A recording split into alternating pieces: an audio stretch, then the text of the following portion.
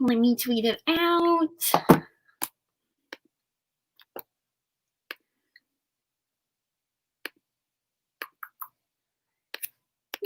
I was gonna drink beer, but I thought wine was more wild-esque. Yes, probably. Even though it felt classier. Gin would probably have been the most appropriate, but I also just watched the movie last night, and that's all they drank. So, really? Oh, yeah. Because they have taste. That's my favorite liquor, so. I never tried it. Oh, I love it. People either love it or hate it. Yeah, I feel like it's disgusting. 9 times out of 10, that's usually the case for me. Mm-hmm. Immediately demonetized. That was also why I didn't want to bring beer, because I didn't want the can to be there. No. I wanted to keep your channel clean. My live shows are always demonetized. I'll even go in and be like, oh, I didn't say anything bad, and then they're all like, no, under review. I'm like, okay. Oh god. There are 4 people watching. Hello, guys. This is a live show discussion.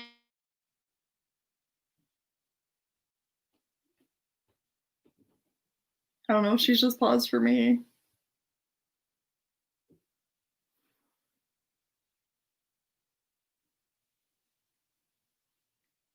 Is she paused for everyone or just for me?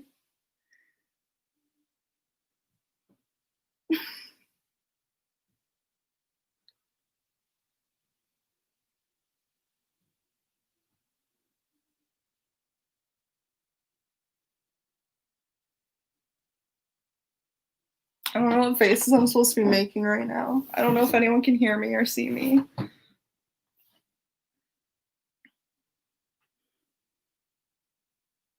She's paused? Okay, great. I mean, not great, but like, I'm glad that she's... There she is! Okay. And already gone. Wow. That isn't an omen for how this live show is gonna go. And it's already chaotic. Oscar Wilde is haunting it. I welcome it. So we're live show, picture of Dorian Gray, title, thumbnail. I don't have my book. That's okay. I have 3. So I have that one. I have the one with the peacock feathers. That's the one that I have. And then this is just going to be a live show discussion about this book because it's my second favorite book of all time. I'm sure it's one of Ren's. Yes. On that list. It is. And yeah, that's what's going to happen. And then I think we're going to discuss maybe the movie, maybe some points. I don't know. Did you end up watching it? Yeah. I did not, but I have seen it multiple times, so I don't think I'll be too lost if we get into that discussion. Speaking of getting into a discussion, there's no structure to this, so I don't have a structure. That's fine. There's just a lot to talk about with this book. There is. And I say that, and I'm just like, where do you start? I annotated so much. I tabbed it, and I saw that. It intimidated me. I highlighted 3 lines on every single page because Lord Henry, every single time he spoke, I was just like, an icon. No. Okay. I'm trying to figure out how to position my notes so I don't cover your face. There we go. Okay. Hello, guys. Dorian. Hello. For the first time. So happy you lived that experience. Hello. I'm back now, so we're good. Okay. Fabulous. I guess maybe we can start about what is your favorite part about the book? I have 5 points, talking points, just that question, but I guess we can start there. Okay. I would say my favorite part is the fact that it never actually answers any of the questions that it poses because of the way that it is so paradoxical at times. Oh my It god. just like the ending especially could be we don't care about spoilers, right? This is No. the whole thing. Yeah. Okay, great. Just making sure we weren't And it's a putting classic. a content warning. But like the ending really intrigues me because of the fact that it doesn't fall to one side or the other of the debate.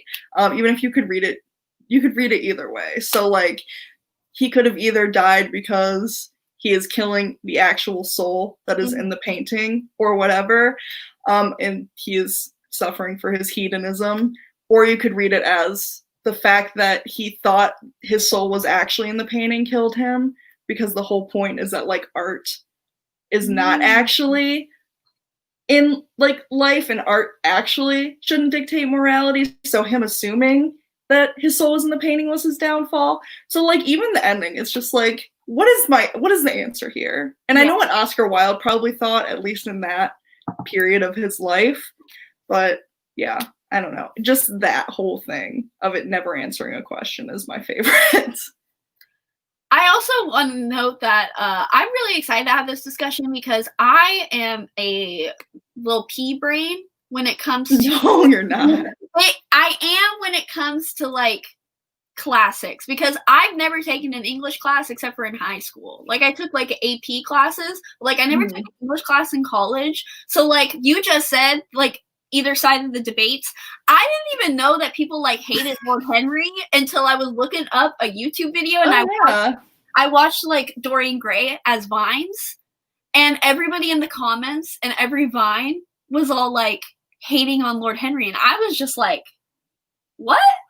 Like, what? Wait a minute, he's my favorite character of all time. See, I'm very curious to just have this discussion in that sense, because I don't know how people feel about this book other than like they usually like it. So I think my favorite thing about this book is kind of similar to yours. I really like how it both praises romanticism, but also like completely criticizes it and critiques it. And I also just love that Oscar Wilde literally like created the aesthetics movement, the aestheticism movement with his book, because there's just so much aesthetics in this book. It's so drenched in like everything that he does. And all of like the Greek references and the discussions of art and morality and things like that. Ooh, yes. And obviously, like I said, Lord Henry is my favorite character because he is just, where do you begin? He's just so, again, very paradoxical. Like everything he says he doesn't believe, and I firmly believe that. Multiple people have pointed that out. But I also think he kind of does believe it, because he just takes life and is trying to get reactions out of people, and that's how he experiences life. Yeah. So is that what you think, that he, like, because I always found that interesting about him, like whether he actually believes what he's saying or if he just wants to get a reaction out of people, because he, like, they repeatedly say he does nothing that he says that people should do. So I always thought that was interesting to think about whether he just like enjoyed the shock value, or if he actually believed it but was just too scared to implement it into his own life and wanted to stick to like Victorian society. I think that's more it. Like I definitely think it's a both. Like I definitely see how people can argue both stances. I think the movie did this really well too, because Dorian Gray points out like at the very end where he's like, I'm everything that you were too scared to be, or I lived my life what you were too scared to be. And I was like, I totally see that, because especially because he contradicts himself every time. Like he'll say multiple things at like the beginning of the book, and then he'll contradict himself in like 2 more chapters later. And especially the fact where he mentions that, you know, life, I don't know a direct quote, but like he likes experiencing life in different ways. And I think he does that by reacting to other people or like looking at other people. So yeah. But he doesn't want to necessarily be Dorian Gray. He wants to manipulate and corrupt him because he would rather be the corrupter and just watch it happen than be the corruptee. Right. That does make sense. Yeah. Yeah. No, I definitely have complicated feelings about Lord Henry because he is like, without a doubt, the most. Actually, I shouldn't say that. He's the most static main character. We can't discount the staticness of Sybil. But, but like he doesn't change at all throughout the entire thing. But I also think that he might be the most well-adjusted because I feel like Dorian and Basil like fall on separate sides of the spectrum where like Basil has the same problem that Dorian does. It's just more insular in my opinion because he like talks about his idolatry of Dorian. So how is like him I don't know, sort of like drenching himself in his art and like the beauty of Dorian and falling in love with him based on purely just that because what qualities does Dorian have? What is he bringing to the table? Not a damn thing. Absolutely nothing. So, other than his looks. So like I feel like Basil's doing the exact same thing Dorian does except it's one person and he's keeping to himself. Does that make sense? Yes. But you can say no. I'm not gonna leave. No. I'm just trying to like process what you mean. Yeah. Well, I mean, because he talks about the way that he talks about Dorian. Like, I know a lot of it is Oscar Wilde working through his criticisms of like how homosexual activity is treated in Victorian England. Right. So a lot of Basil's like long ass speeches about how much he loves Dorian are like that.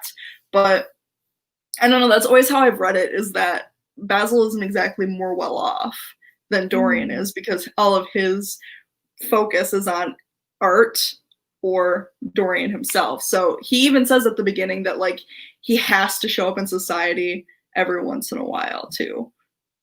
I don't know, like just make an appearance. I see what you mean now. It's like two sides of the spectrum. Like Dorian, they're both obsessed, but like Dorian is like doing it a lot, like doing it outwardly. Yeah, spreads it out. Yeah. And like Basil is like obsessed. Yeah. Meanwhile, Lord Henry, alive, thriving. At the end, because he just talks about this stuff and like philosophizes, but he doesn't actually do anything bad. Yeah. So who's really winning?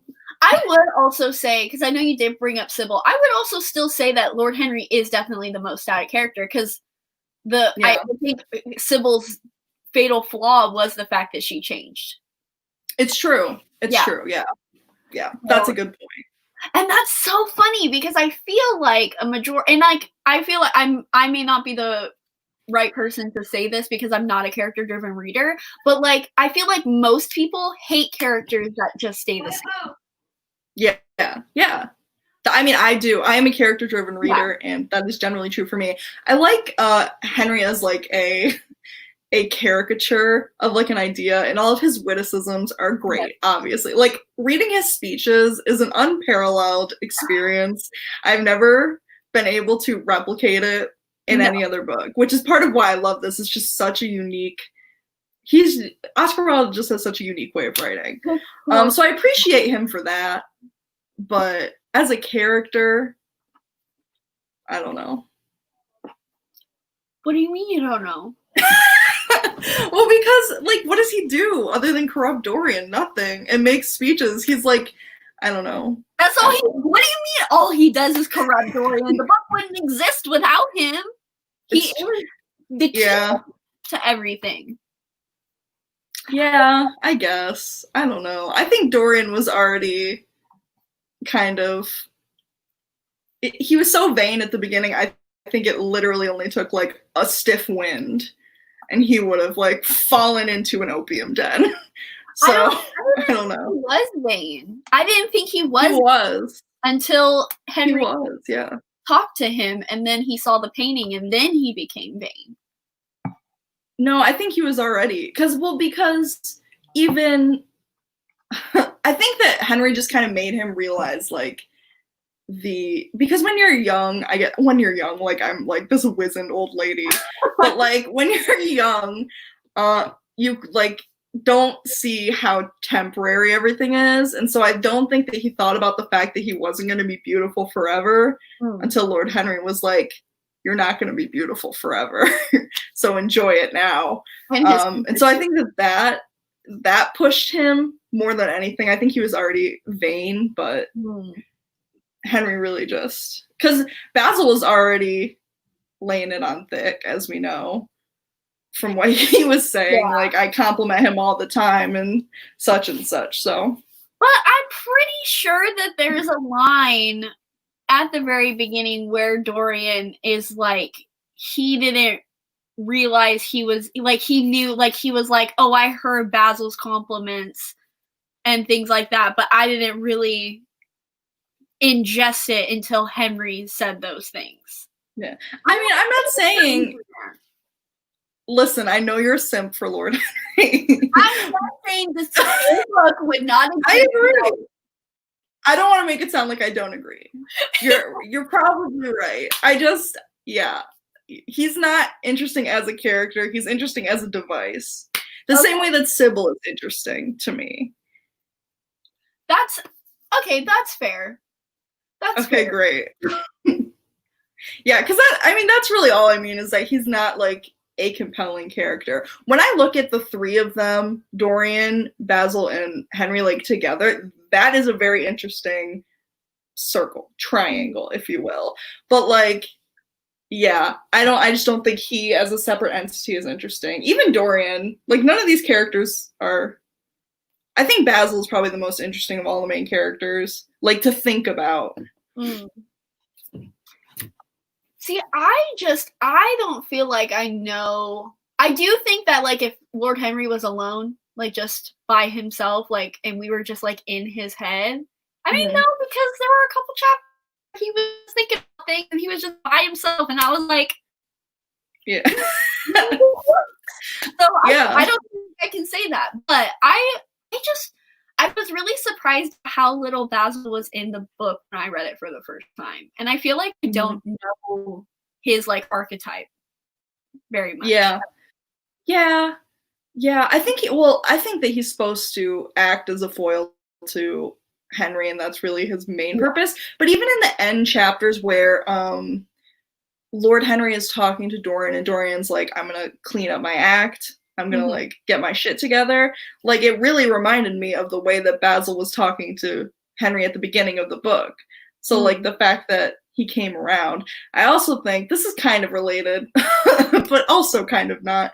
The fact that Basil's death, even though he was barely in it, being like sort of really the catalyst for Dorian, like really, I don't know, throwing off his hedonistic lifestyle was very interesting.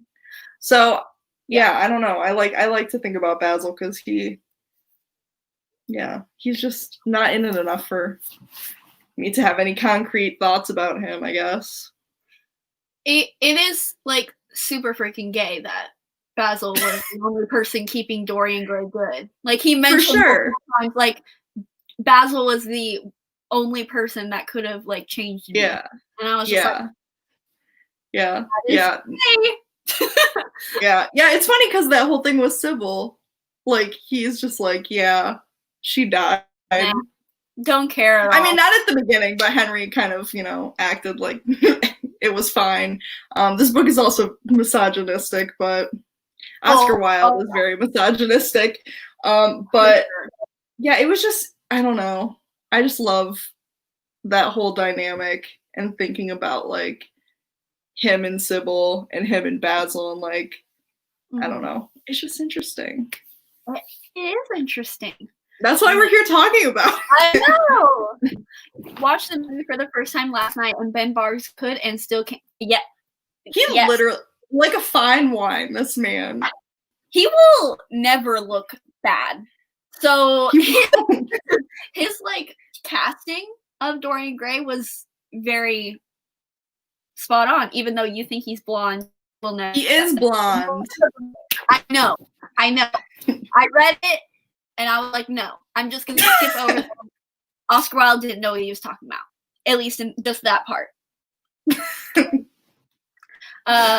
The breakup with Sybil, like, I know Dorian was a dick in that scene, but oof, it was so well written. That was, I knew he was dramatic from the first time that he literally threw a temper tantrum when he looked at himself in the portrait, and he was just like, oh my god, I'm gonna be ugly. But like, I'm gonna be ugly one day. The fact that he literally broke up with Sybil because she acted so badly in the play. Well, I mean, is that the reason? I think what do you think the reason was?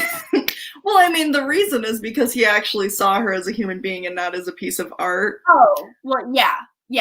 I mean, that's just how I read it. 'Cause like that whole thing of like the whole lifestyle is like about appreciating art over human beings. And so the moment where he thinks he's got that, it's not actually true. Yeah. Because he fucking really just the worst breakup of all time. Like the worst, most brutal breakup ever written. So yeah, that's true. I guess I was just doing like more of the surface level, like, oh, she acted badly, but that's no, you're right. I mean, you're not wrong. Yeah, that was just, I was just like, Dorian, what? Yeah, that was when I was like, I don't know if this man is gonna get better. When I first read it, I was like, this is not great. Sorry, I have to plug my computer in and hold on. Absolutely. Reminded me. I also need to. There you go.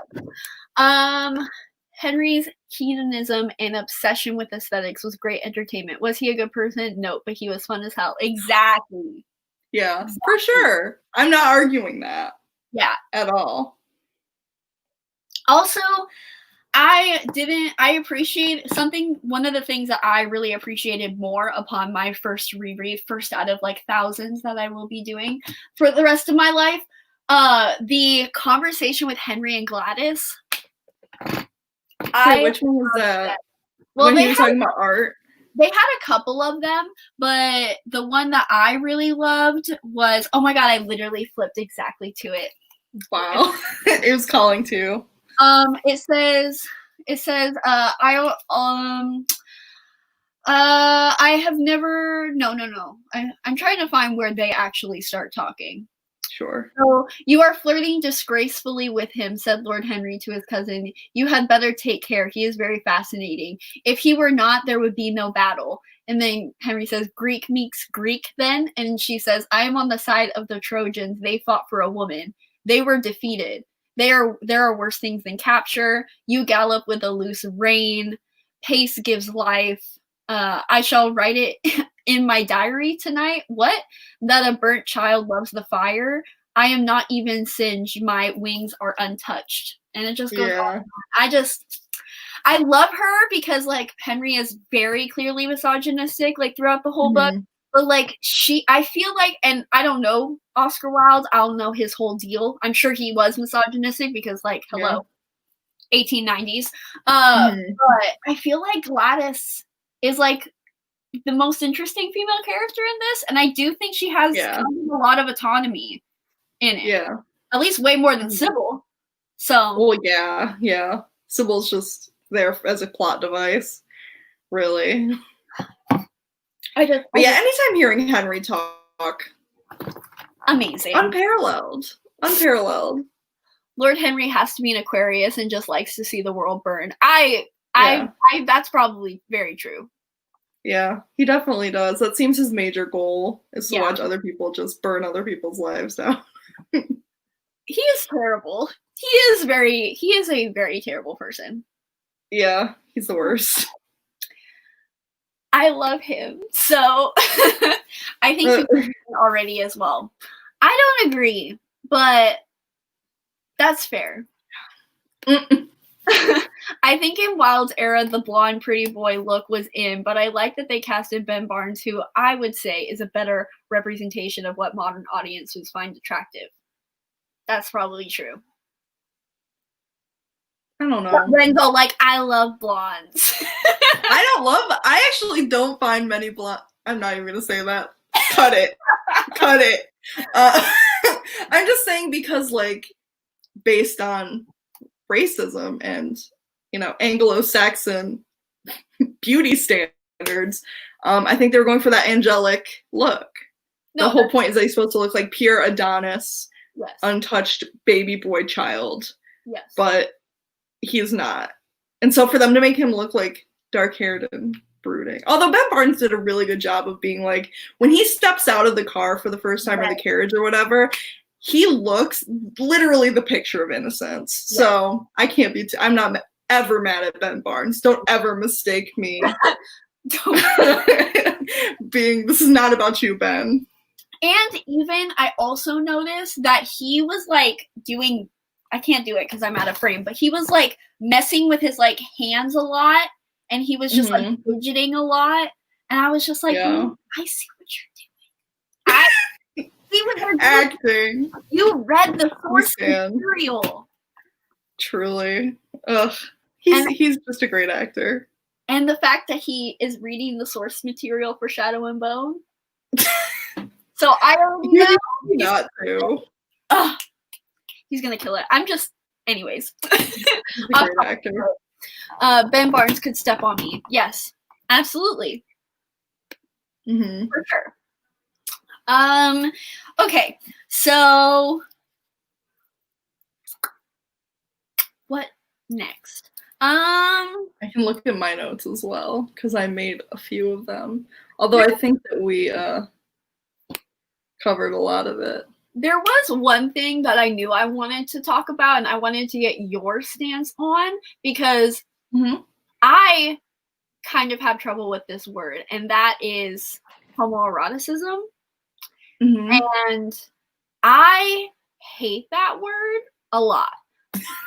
Yeah. I just think it is. You would hate being in an English class then. Yeah, and like I feel like with this book, it's probably like the most accurate way. So I would describe this as homoerotic because it's written by a gay man who had to suppress his feelings and sexuality, and he did that in this book with these slight hints and homoeroticism is.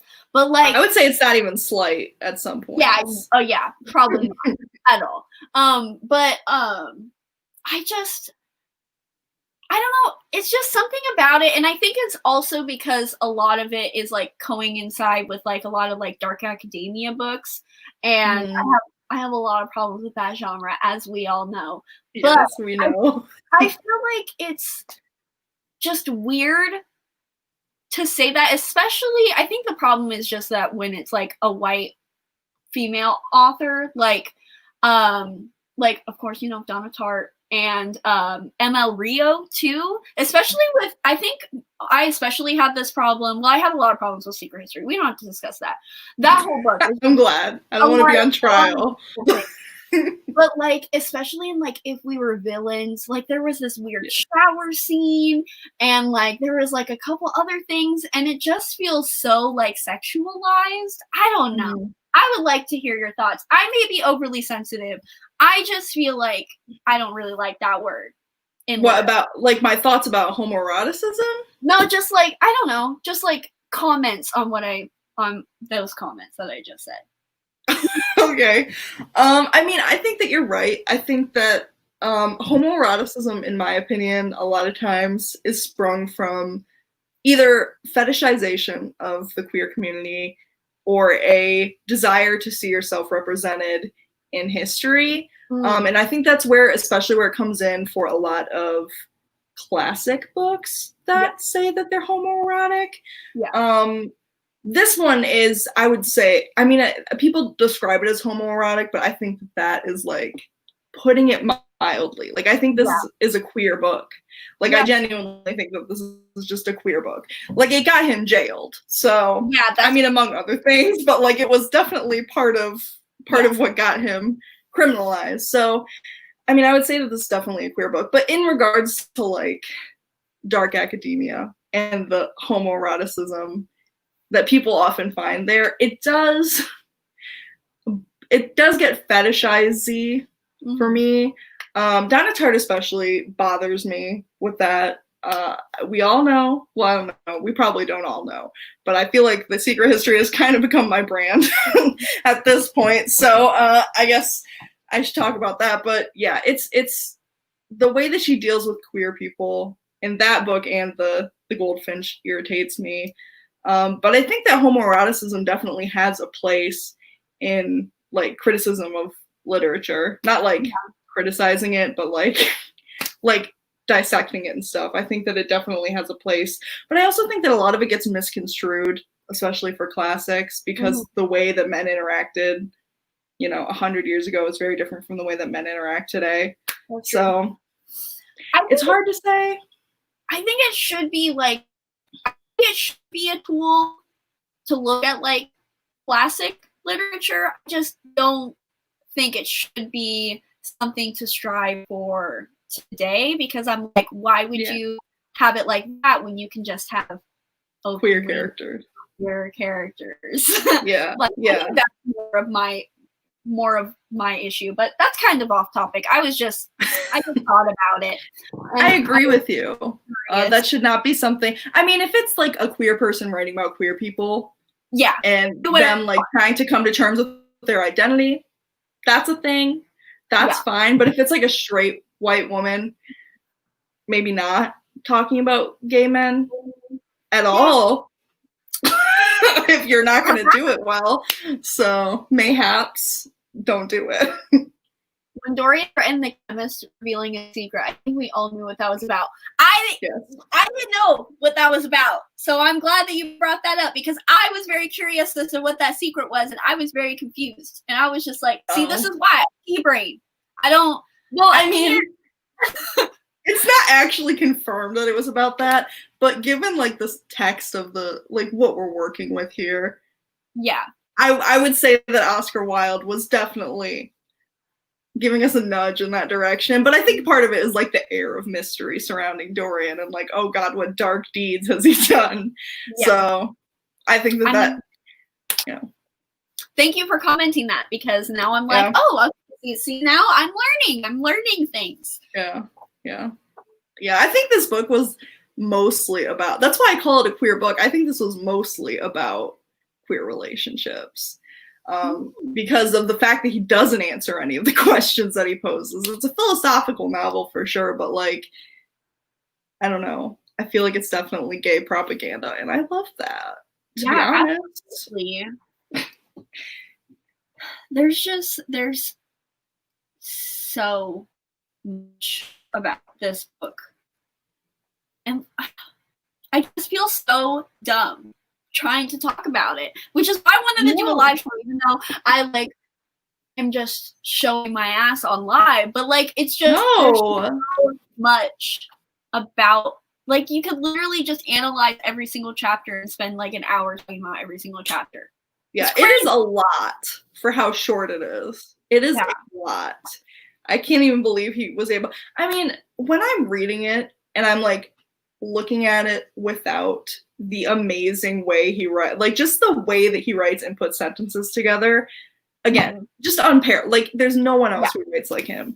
But when I look at it as a story and like look at the different elements of it, like it's kind of weak, like the actual plot, in my opinion. But it's like the way that he, and even the characters. So I'm like, what is it about this book? But it's just the writing is just so spectacular. It like transcends any of my usual criticisms. So it really is the writing, because the writing is what makes the characters and like what he says and like how he says it. Yeah. And it's like yeah, I mean, it's clear when you're reading it that like this is a man who, this is his only novel. Like some of the stuff that happens, I'm just like, this would be better suited to a play maybe, which makes sense because Oscar Wilde, play guy. But yeah, I just think that I don't know, the way that it's written is just so unbelievable and just unlike any other thing written, that it sends me. Especially any other Gothic literature. Yeah, I got through half of Dracula, and I was just like, next. Yeah, I feel like when you read Dracula, it's like, it's hard because it was so groundbreaking when it was released. Yeah. But now at this point, it's like, this is very cliche because this is where all the cliches come from. This was ground zero for vampire cliches. So, yeah. But I didn't get to the vampire parts. I don't even remember getting to the vampire. I mean, I got to like the hints and yeah, he's definitely a vampire. He doesn't drink, blah blah, yeah. So, I'll get to that eventually. But like, I do think I am interested in more Gothic literature because I do think that I may not like dark academia, but I think Gothic literature. They're like this. They're very. They are very, very close. Like I was trying to find Dorian Gray memes on Instagram because I love that. And then I just looked on the hashtag and freaking Donna Tartt was right next to it, and I was just like, yeah, the picture of Dorian Gray is a very big dark academia. It's probably the biggest book that is not directly dark academia that is within the dark academia community. Even that, it's not even dark academia. Like it has nothing to do with dark academia. That's not true. Yes, it's simply not true. The whole life in this. It's not about it's about the aestheticism of it. And the hedonism. That's the whole tie-in with, that's the whole theme. Yes, but it's all of those in a school setting. There is no school, so it's not dark academia. I will die on the hill. Well, I'm not saying it's dark academia. I'm saying it's a book that's important to the dark academia community because of the fact that it harps on ideals and it has a murder and suicides. And it's queer coded. Well, I wouldn't even say it's queer coded. It's just queer. Without a doubt, Basil was in love and borderline obsessed with Dorian. Yes. But I'm interested to know what you guys think of Henry and Dorian's relationship. Obviously, like, top tier. Love to see it. I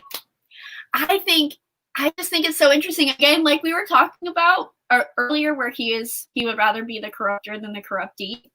Mm-hmm. I think it's so interesting that he just literally destroyed this man's life in an indirect way. He was just spouting Dorian is a dumbass. Like I heard like multiple times. I was like himbo energy. I'm pretty sure that's the first annotation that I put in my book. For sure. So Dorian is a dumbass, and it's like, think for yourself. Like, come on, please, for once in your life, have a use your brain. Use your brain. Yep, literally, page 7. Dorian is a himbo, confirmed. So, but he's not nice, so I don't know if he qualifies. If he's a true himbo, himbos are really nice.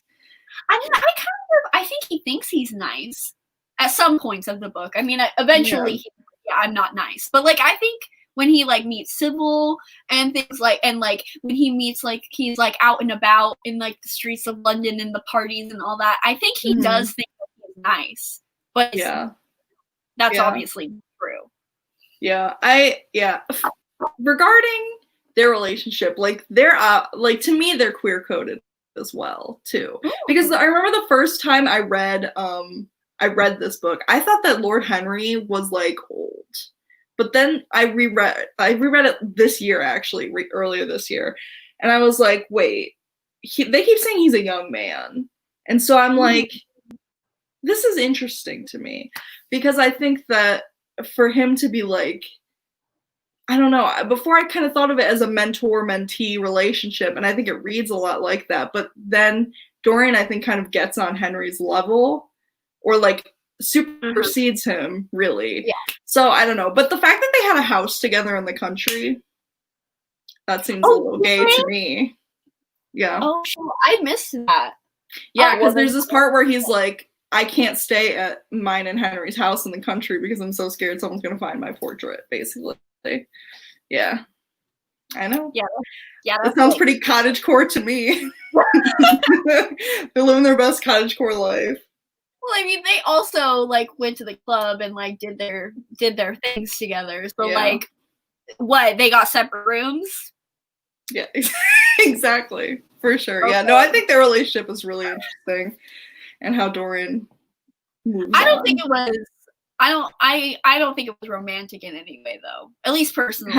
Henry and Dorian? Dorian, yeah. I don't think it was romantic. I think it was probably sexual. Yeah. That's how I feel it. Because I personally don't think Henry is capable of love. No, probably not. I think he doesn't take anything seriously. Yeah. I think he's capable of dalliances. I do think his relationship with his wife is really interesting, though. Yeah. I mean, got more of his wife, for sure. Yeah. I think that was another reason why he's, like, queer-coded, is because of his relationship with his wife, and the fact that they, like, don't talk about anything that the other is up to. I just loved that. And the fact that she left him for, like, a painter or something? No, not a painter, but, like, she left him for some, like, I don't know, remember. Like a younger man or something. I'm just like, she's kind of the unsung hero. Truly. At the risk of sounding like a dumbass, what exactly is Dark Academia thing? Ren is the president of this club, so we can go ahead and explain it. Dark academia is a subgenre of literature that people often use to describe certain books that take place in an academic setting. Usually there's dark aspects to it, murder, suicide, that sort of thing. A lot of times there's a group of friends or two friends. That's very important. Friendship vibes, found family vibes. The Secret History is like the epitome. That is the book that everyone points to for Dark Academia. If We Were Villains as well, Dead Poet Society for movies. It's also kind of become an aesthetic, like, lifestyle thing that people are choosing to engage with. So I'm not going to say anything about that. But for the subgenre, that's what it's about. Tweed and turtlenecks. Yes. Oxford. Tweed and turtlenecks. Plaid. Honestly, all of that, like, it sounds like a great time. It really does. Like, it sounds like a great time. But, and now I'm going to be the negative, because I hate Dark Academia. Yeah, we're on opposite sides of that spectrum. I just don't think people do it correctly. Or not even do it correctly, but I just don't. I think it is a very idealized life, while also being really weird because it's like murder, and so it still has like it's just really, like, I think it's really weird that it's so romanticized, and because I feel like if this is why I really want to read like a Dark Academia book written by like a Black woman, or like, well, there's one coming out, or that just did come out. Catherine House. Yeah. I'm excited to read that. Yeah. Or like, you know, a queer person. I know that is it Victoria Lee, who is a trans author, writing one that's coming out next year. Because very excited. My biggest gripe with it is just how it absolutely reeks of privilege. Like, that's like a key factor of it too. Like, it's just a bunch of like rich kids, or it's like the poor kid who gets in with the rich kids, or it's like the rich kids can do, like, it's just always just like the pretty skinny white bitches that just get to, you know, kill somebody and then just live their lives. Yeah. And I just want some more. I still like Dark Academia as a aesthetic, but I want it to have like social commentary. And I mean, granted, I've only read maybe like 3 books that would classify as Dark Academia, but like none of those had social commentary on it. So I just wish it had, you know, some like. I don't agree, but it may not have been, you know, the right social commentary, but I think there was definitely social commentary in The Secret History.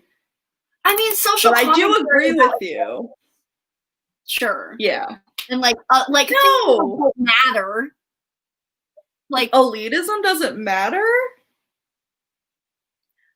but it's elitism, not privilege, which doesn't take it far enough for me. No, I agree. It doesn't. Like, I think that its biggest problem is the leaning into just like, I feel like if it takes itself really seriously. Yeah. And if it was just like in the vein of like like Gossip Girl or something like that, like if it was clear like it was like rich people and the book wasn't taking itself so seriously, but because the fact like people treat The Secret History like art, like it is like untouchable art, and that is just not it ain't it. Like you can't act like you're better than other people because you like this book. It is not a hill that you want to fight and die on. So like I just don't like, I totally get all the issues with it, especially with The Secret History, because I have had no one I know likes that book except for myself. So, you know, I've had many a conversation, but yeah. Yeah, I think, you explained it better than I did.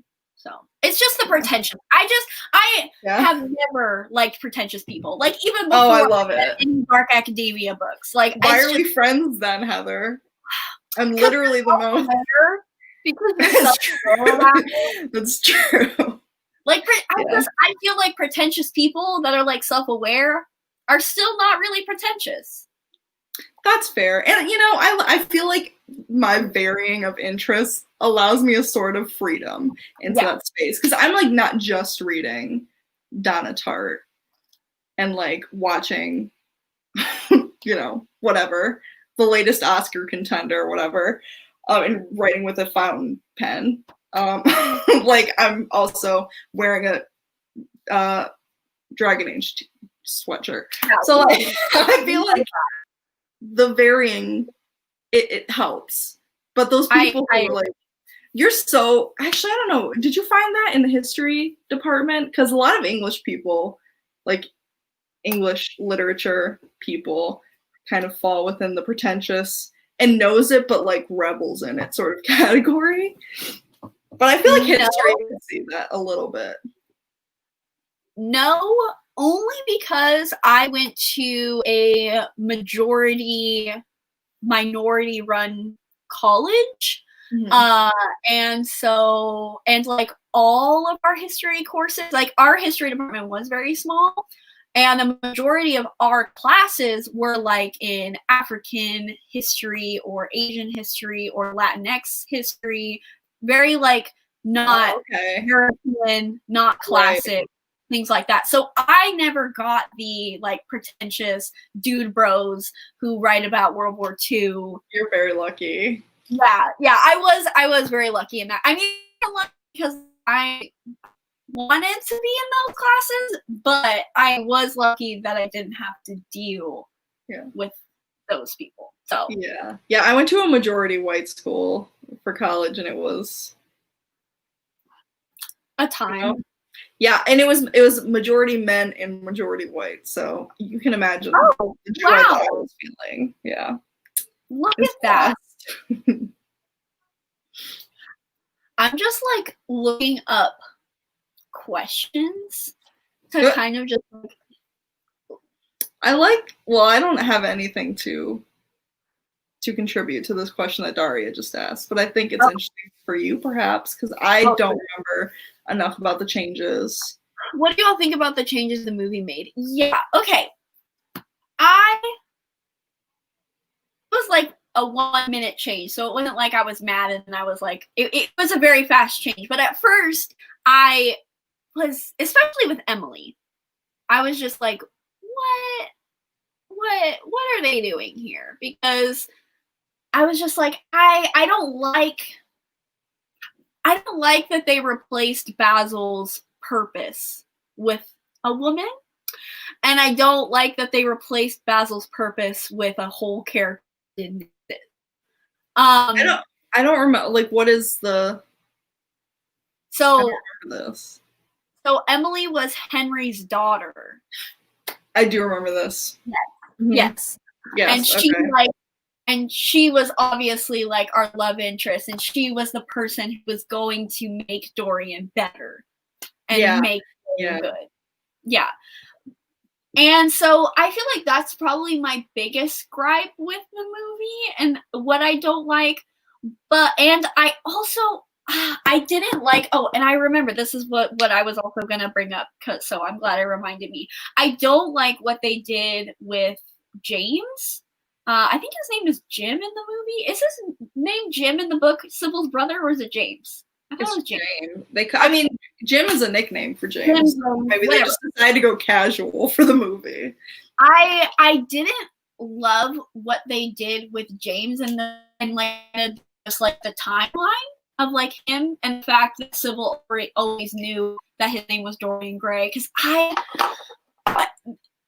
love, and this is kind of part what you were talking about, like with the plot and how the plot is kind of like a little like even kind of boring sometimes, but yeah. I feel like what it strives in that mundaneness, Dorian's luck is, I just loved how first Sybil didn't know what his name was, so her brother could not search for him and kill him. And then he finds him years later, and Dorian's like, no, look at me, I'm old, like I'm young, I'm like 20.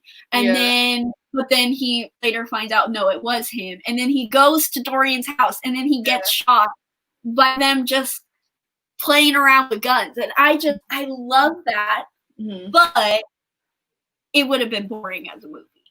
Yeah. So I understand what he did with James, but I don't love, and it's kind of, that goes also in similar with Basil too, because I don't think it would have been interesting.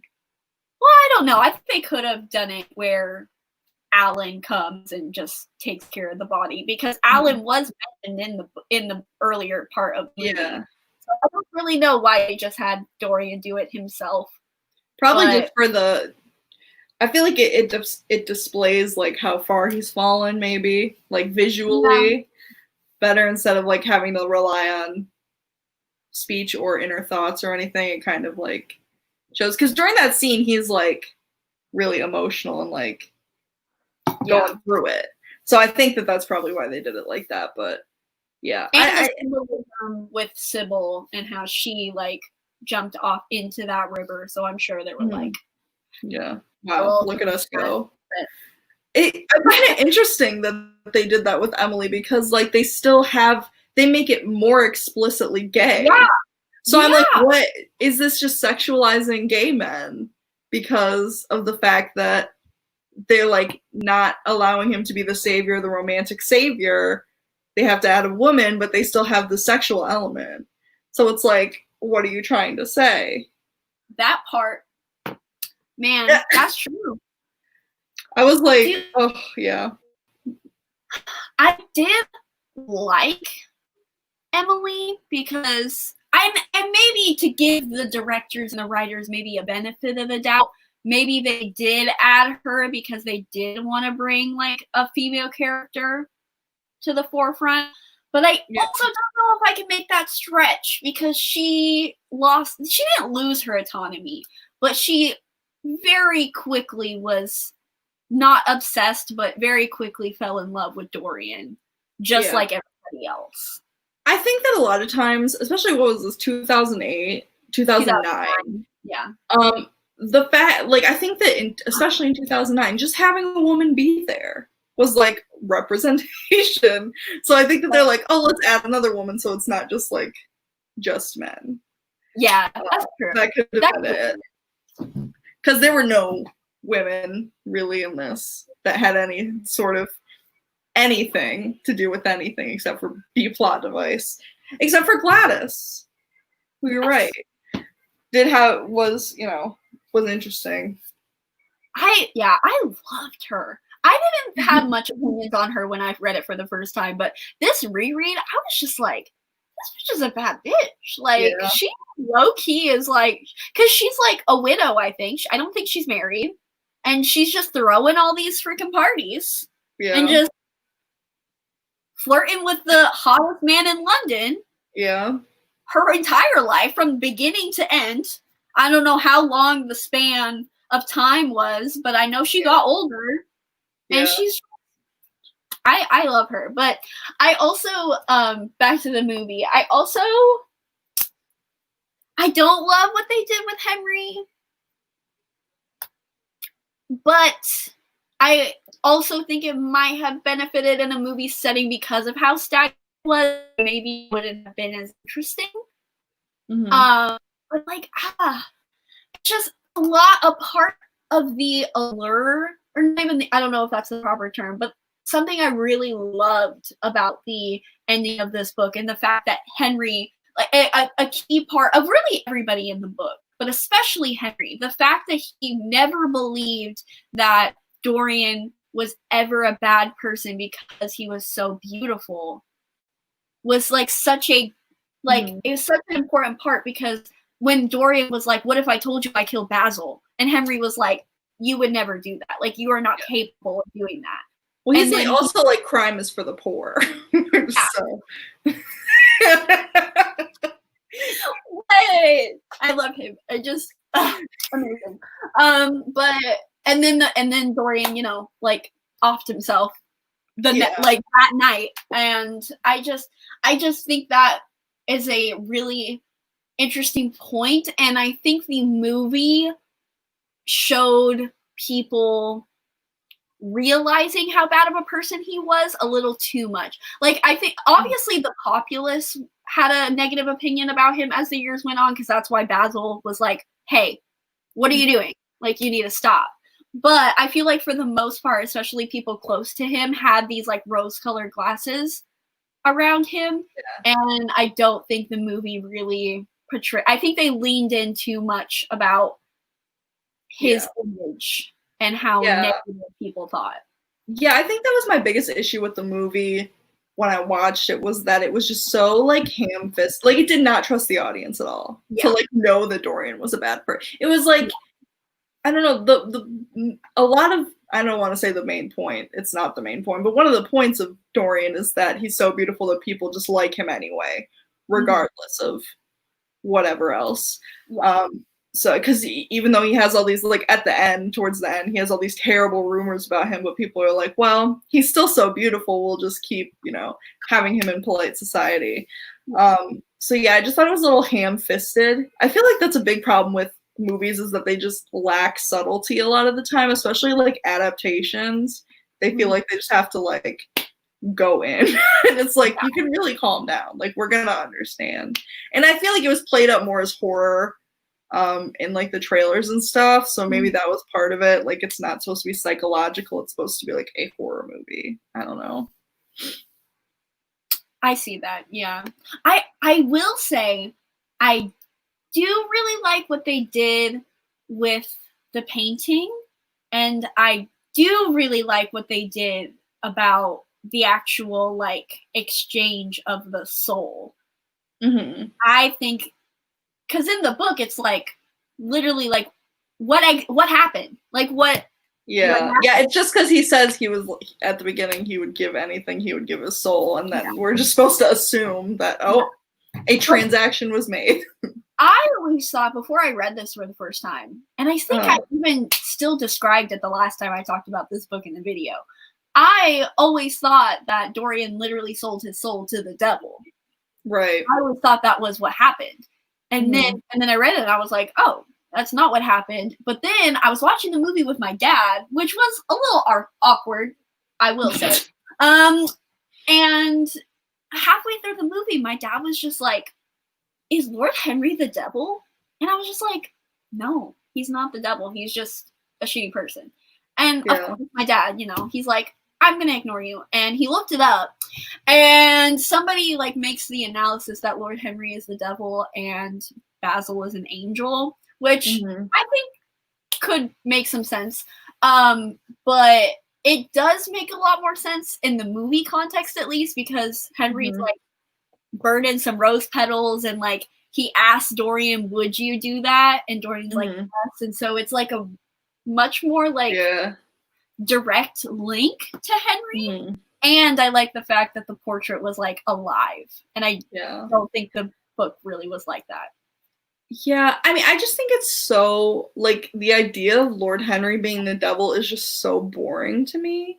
Like, that's just such a boring narrative, because, like, like that, it's just too obvious, I think. Yeah. So for him to be just like a scared man who says things for shock value is so much more interesting than him being the devil. But I totally, because I do remember that part in the movie that makes it seem like him saying that to Henry was like what sealed the deal. Yeah.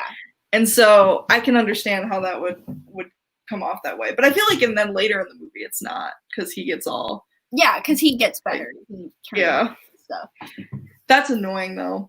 Because I don't want it to sound like I don't appreciate. I think that Henry's staticness was important. Yeah. Because I think it shows like it acts as a good contrast to how Dorian changes and how Lord Henry stays the same, because he never has to actually confront any of the things that he's saying because he doesn't do anything. He just watches Dorian do stuff. So yeah.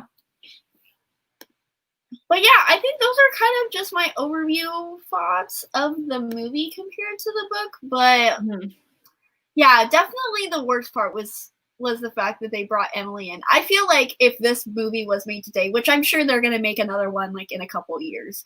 Yeah. But I would hope that they would actually like make Basil and Dorian like an actual like not even a thing. I don't want them to be a thing. Like I don't want them to be a couple.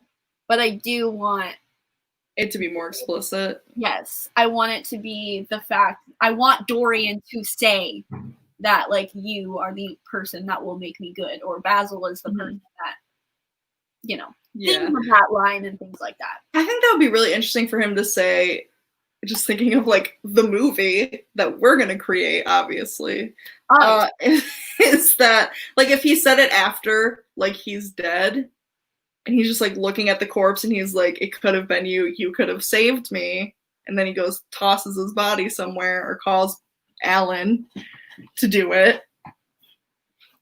Could have been everything. But yeah, I don't know. I just thought I remember thinking that it was weird that they brought her in now that I'm like, it's all coming back to me now, to quote Celine Dion. But is that Celine Dion? What? I think so. It's all coming back to me now. I believe it is. But anyway, I think that it would have been, or it was over-sexualized the way that they treated Dorian and Basil. Because it made it, I don't know, it made it seem less of a pure love, which I think that was what Oscar Wilde was trying to get at.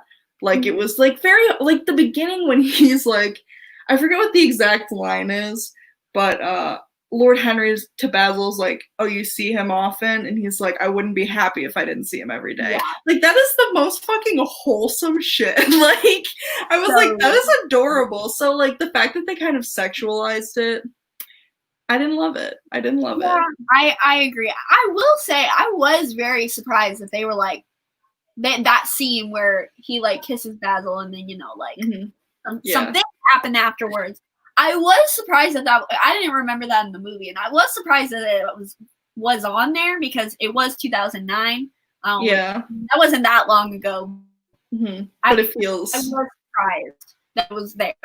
And like you said, I did like that it was made more explicit in the movie, but at what cost? Yeah, at what cost? and also like 5 minutes into the movie, like as soon as Basil like talked to Dorian, my dad was like, "Is he gay?" And I was like, "Yes." You got it. Wow, got it in one. That's funny. Yeah. I don't know. So, do you think that if Dorian didn't kill Basil, which I don't think he could have ever not killed Basil, but theoretically, if Basil did live longer, do you think that Dorian could have had a redemption? So I'm sorry, I'm gonna answer your question with a question. Do you think that the ending is not a redemption of him killing himself? Huh? No, because he's dead. Okay, fair. No, I agree with you. I totally agree with you. I just think it was funny. The way that the line was delivered was funny. I mean, yes, I do think the fact that he did realize enough about himself to then be like, no, I need I need to get out of here. Like this is we're not healthy for this world. I do think that yes, that is a point of character realization, but I don't consider it a redemption arc. I agree 100%. Yeah. I agree. It's just like a thing that is like, I don't know, not hotly debated, but I've seen some people say that like his redemption was dying at the end. But I think that I don't think that Basil could have done anything for him at the point he was at. And maybe that's cynical of me, but I think he was like too bound up in guilt at that point to like do, because he did everything. Like we can presume that he did everything. Like he made, like his actions directly caused 2 people to commit suicide. Like he actually murdered a man. So it's like, wait, who was the second person? Who was the second person? Alan commits suicide. Oh, we can assume. Oh, I didn't. Oh, Alan. Okay, I was getting confused with James. Yes, Alan. Yes. That's on paper. Yeah. Okay. And I mean, he kind of, not directly, obviously, but contributes to James's death. So like, he has that blood on his hands. I think that he was so like deep in it, and I think that also the painting added like a depth of making it not seem real to him. And I think that was not going to help. Like I think by the end had like lost his mind. Yeah. I think that he was like just gone. So it's hard to say because he might have been too far gone. I don't know how old he was supposed to be at the end. I don't either. In the movie, it's like the 20s, but I do not think it's that long at all. I feel like it's like 20 years max. I think that, well, based on like when they'll be like, it's been this many years later, I think it is around 20 years. So I think that you're right.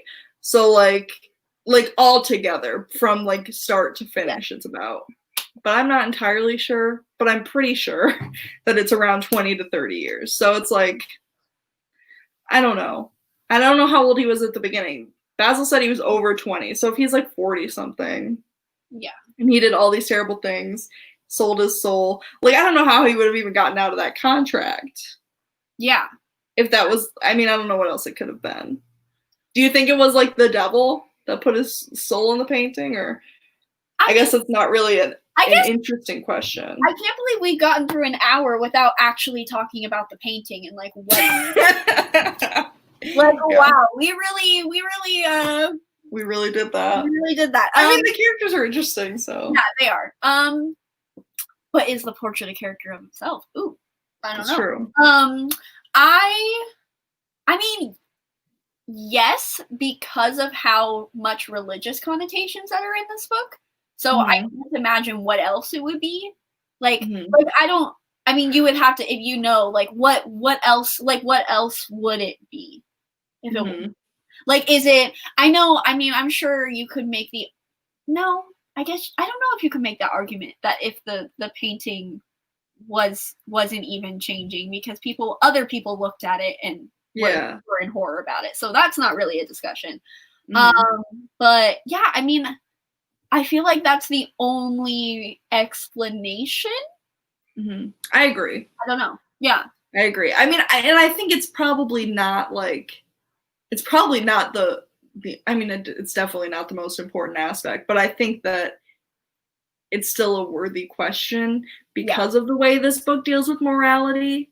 And like, it's just fun. Like, I get the obvious irony of like them being like, is morality related to art, and then having this painting where morality is literally directly reflected. So I don't know, it's interesting to think about, like, if it was the devil at work, like how much of a hand did it play, or was it just an exchange of souls and Dorian did all the rest, you know? I think that is what happened. I personally feel like the painting, although I do like that the painting was like alive in the movie, and I like that it added that like touch of horror to it, I think it's kind of like a Edgar Allan Poe situation. What was that one thing? It was like the heart where he The like Telltale Heart. yeah, where he like killed a man and then he was like hearing the heartbeat, but it wasn't heartbeat. I think that's kind of what happened, where he would see, like he would it was a physical, like he could actually see his soul, and that does play a part in it. But I don't think that like the painting itself and its soul, or the depiction of his soul, like influenced him. I think he just looked at it and then made decisions after that. Yeah, because it's obvious his like there wasn't a removal of the soul. Like he still feels guilt, obviously, throughout the entire thing. And I thought that there was this one interesting part, I think it was like either towards the end or like the middle, when they were talking about, well, I guess it was like an inner monologue talking about like how some days he would look at it and be like disgusted with himself, and then other days he'd be like, look at the shit I got away with. Yeah. Really a boss ass bitch. It was interesting to see that duality, and interesting to think about. I say the word interesting literally 1,000 times, but it is. It is. But interesting to think about like like that exchange and what it would mean, I guess. Like if he just put the soul in the painting, and like if it's the devil, is the devil just like in a Lord Henry type of way, like let's just see what happens? Because I don't think that Dorian became worse because of the painting. I guess seeing the painting change, he didn't become worse for that. Or you know what? I take that back, because he did look at it and was like, saw him smirking or like grimacing or whatever after Sybil, after Sybil like died or whatever. She was just very inconsequential. But yeah, I don't know. It's just intriguing, to switch up my word choice, to think about whether, I don't know, how much of an influence knowing that his soul was in the portrait was doing. And I love the lack of reaction. Yeah. I gotta say, he's just like, oh shit, I guess I signed paperwork I didn't know I signed. And then he just went on a bender for 20 years. Like fun. I will be right back, so no worries. I will be here. Let's talk about how great Dark Academia is while Heather is gone, and how much I love The Secret History. Do you guys want to talk about The Secret History? So anyway, The Secret History is a great book. I'm actually not going to promote it, because it's actually a really problematic book. Heather and I have varying opinions on how problematic it is and whether it's worth reading. Personally, I think it is. If you guys have any questions that I could answer instead of just talking to myself, that would be great. But I'm more than willing to talk to myself. Okay. Oh, I'm back. I don't have to. Okay. I was busy promoting The Secret History while you were gone. Well, might as well do it while I'm gone. On your own channel. Okay. So as far as the whole, like, if the devil was like a Lord Henry character and like, let's just see what happens. I mean, it's so hard to talk about a character that's not even in the book. And like, it's true, because you're just speculating based on literally nothing. But I think, I mean, just based on like the devil as an archetype, I don't even know if I use that word correctly ever. I say archetype all the time, and I'm just like, what are you? I don't even know what I'm saying. But like, I think it works in this circumstance. It feels right. So like, just the devil as a character, it would be in line with like what we know in literature and depictions and things like that. So I would say, and I also again, based on like the religious discussions, especially with Basil seems to be the only religious person in this book. Yeah. And the fact that he is always like every single time Henry is like, oh, we're going to hell. Like, not a direct quote, but like, oh, let's take the gander down to the depths. And Basil is like, you can't say that. Stop saying such dreadful things, Harry. Yeah, so, it's funny that he is so he exemplifies so many like Victorian ideals and like, and not I would say he's probably does it the most out of any of them, but he kind of represents something that the Victorian ideals abhor the most, which is a gay person. So it's like, it's just interesting to see. And speaking of Victorian ideals and stuff, I think it's really interesting the way that like Henry sort of acts like this new hedonism thing is like a way to escape the restrictions of Victorian society, but it's just as restrictive as Victorian society, just in a different way. And I think that that is kind of what, because Dorian starts to adhere to it and adheres to that weird. We can talk about that too. I would love to hear your thoughts about the book within the book that Dorian reads. Yeah. Because I would love to read that. I just want to know. Yeah, I want to read it now too. I also didn't pick up on that until my second reread. Or my reread that I did.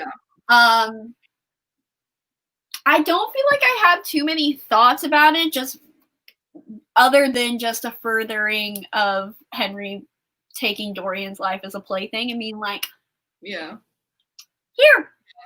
a book that you can create as a blueprint for your entire actions. Yet again, never have an independent thought of your own.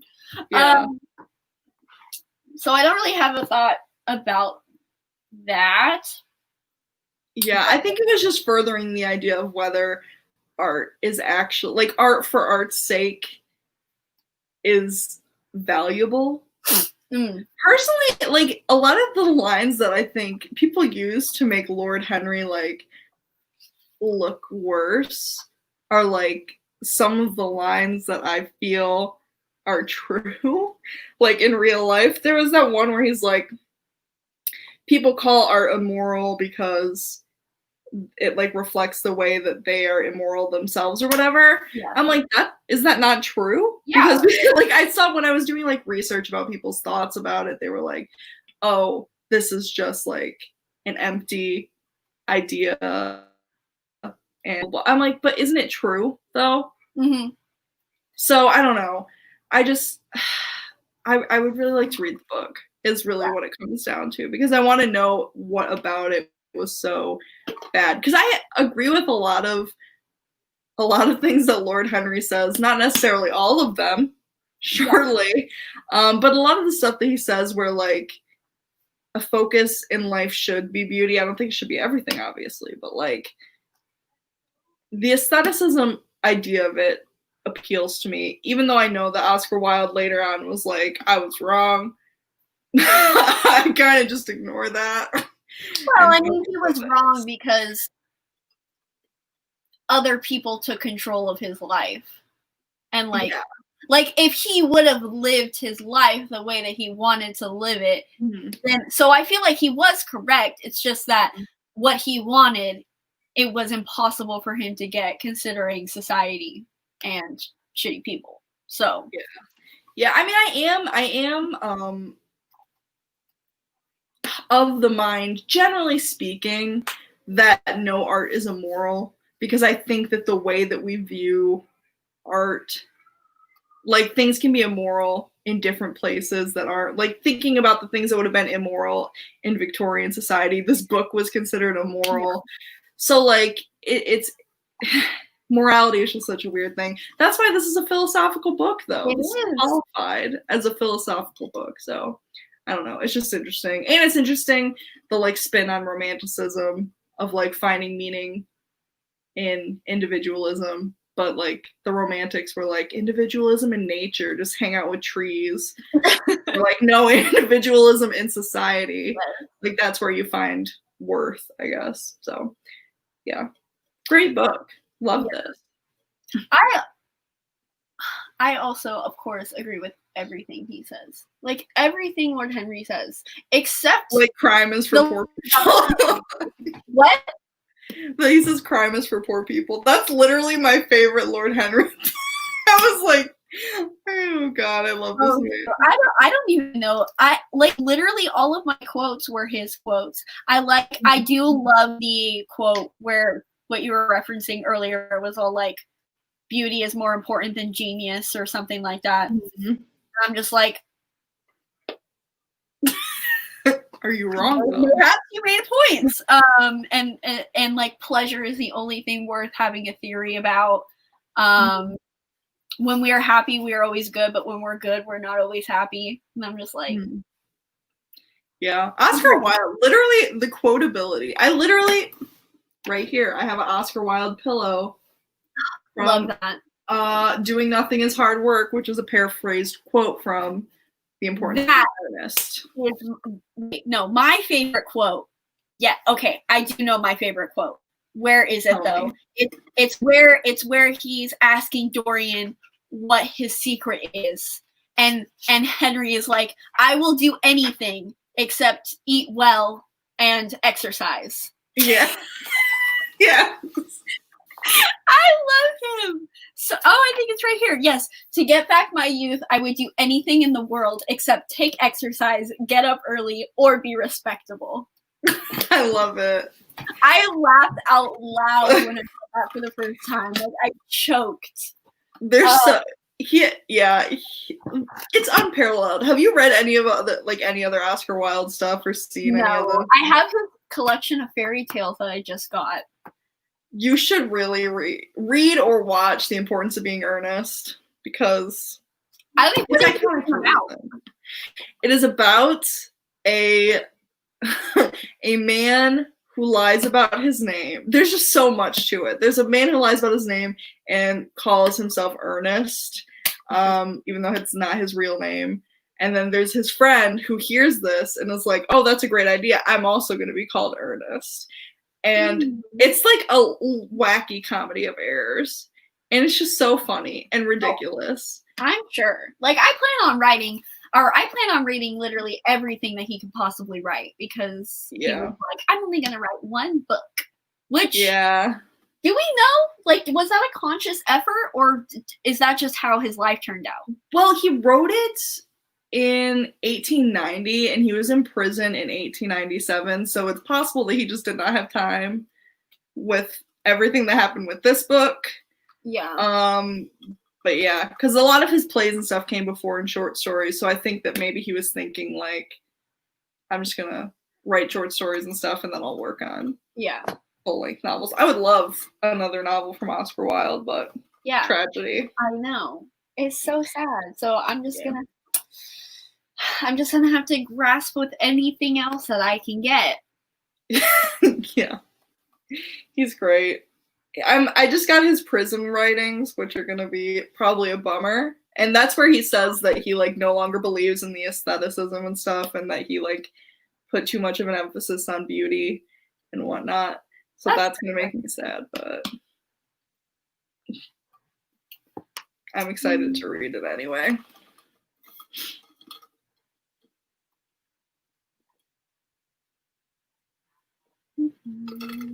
What about the Sybil breakup was different in the movie?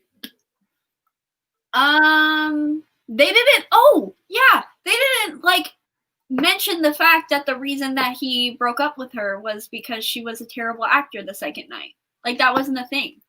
Like, it was like, why then? It was so they meet, like, he goes to see her in the theater, and he's like, oh my god, I love her. And then they meet in the dressing room, and then they have, like, a little, like, montage about them, like, hanging out and, like, going on dates and things. And then they bang. And then Dorian, like, tells everybody, like, he tells Henry and, like, their little social circle that he's now engaged. And he was all like, you guys must see her at the theater. And everybody is like, I'm gonna do that. And then Henry was like, I'll go with you. And instead, Henry takes him to a freaking opium sex den. And they spend the night there. They miss her play. and he goes to the theater and it's like empty and it's just with her and Henry. And Henry makes somebody makes a comment about having kids, and Sybil is like, oh yeah, immediately, I want to have kids immediately. And Dorian's like, I don't know about that. And then Henry was like, "Oop, tension, I'm out." And then they break up. So that is horrible. Yeah, I hate that. To answer your earlier question, Daria, I hate that a lot. I totally forgot. I totally forgot about that part. Yeah, that was the worst part. Even worse than Emily? No, I mean, objectively, the Emily thing was probably the worst part. It defeats the whole purpose of the book. But yeah. Do they ever make another adaptation of it, or is that the only one? Yeah, they have like 12 or 20. They have a lot. Movie? Yeah. There's surely a lot of them. I've never seen any other ones. Surely not. Yes, surely. Surely indeed. I wonder what. Oh my god, you're right. Wait, I wonder what those are like then. I feel like we should watch them all. I am. I didn't know them anymore. I wonder how gay they'll be. Probably not at all. Yeah. But I don't know how. I literally don't know how you can make that source material less gay. Because literally the whole point of like the whole first part is like literally the gayest thing ever. So I don't know how you can take that the first like 3 chapters and make that straight. I mean, people are really the straights will find a way. Yeah, people are really naive. Like, that's true. Really naive, especially like if we're talking 20 plus years ago. Like, you can have like two dudes like chilling in a hot tub 5 feet apart, and everybody would just be like, dudes being dudes. Like, it wouldn't even be a thought in What's their better than this? Yeah. I mean, it's very similar to perhaps how society was, because especially watching the movie and just seeing the fact that everybody got older and Dorian was like literally 20 years old, I was just like, how are y'all just like not asking questions? Yeah. They're like, oh. Because like, why would you even think? Like, it's just probably like, oh, he's aged well, because you're not going to be like, oh, he sold his soul to the devil to become an immortal being. Like, that's just not a thought that pops into your mind. It's funny too, because the Victorians were so into like occultism. Yeah. So it's like they must have just been like, oh, he just sold his soul. It's fine.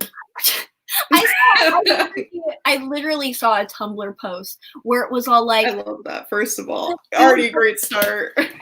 Like, Dorian could have just kept his portrait on his mantle and just told everybody that he hired someone every day to like make it more grotesque, and everybody would have just been like, yep, sounds like Dorian. Yep, sounds like something you would do. Something that dramatic bitch would do 100%. Yeah, that's funny. Dorian is like a very. Is it just me, or is he a very unlikable character? Like, I don't like him for the entire book. Same. And I was reading something that was like, oh, he's still, like, it's to show some part. It was to show he was still worthy of sympathy. And I'm like, bitch, page 1, I was like, I don't think he's worthy of sympathy. Yeah, same. Over at day 1. Yeah. Absolutely. I was just, like I said, dumbass. Page 7. I literally like, dumbass. Yeah. So, yeah, I mean, yeah, Dorian. I mean, out of the 3, he's my favorite at default, because I still don't feel like I know Basil enough to like bump him up. But yeah, Dorian's just like, I feel like he's more of a shell of a person than Henry is. Really? Yeah, because like I said, he doesn't have any individuality. Like, yes, if you define a person by what they do and like their actual actions and like actually doing things, then yes, he is the most character of all of them, or he is most of a person out of all of them. But I I just don't feel like I do think he's the opposite of Henry, where he does believe everything that he thinks and says and all of those things. But I just, it's not him. It's Henry. And it's like, and it's pleasure and like ruling. I feel like he is just not ever Dorian Gray as a person. I don't think he's ever had a personality. Okay. I don't know, because I feel like he is very distinctive at the beginning. I feel like he has a very distinctive personality at the beginning. That might be true. Just from the way that I read it, he reminds me so much of Howl from Howl's Moving Castle. Just the like, I don't know why. It's probably just like he seems like the type who would have a complete meltdown if like he had to become a redhead. That's but like I don't know, at the beginning he just seems so like naive and so dramatic, and I feel like it just gets sort of twisted by Lord Henry and like the teachings. But I think that he does have a personality. It's not a very like, I don't think Oscar Wilde deals with characters. Like he is not a character writer. He's definitely like he's an ideas man. Like he just doesn't, it's not his priority to write plots or characters. Like he much more cares about like answering questions or writing witticisms, that type of thing. So it's hard to say that he's like I would never call him like a well developed and fleshed out character, but like I definitely think he had a certain je ne sais quoi. Yeah. I mean, he was obviously dramatic. Like, I think that I can, with certainty, nobody can ever argue that he's not dramatic. Like, for sure, that is his defining characteristic.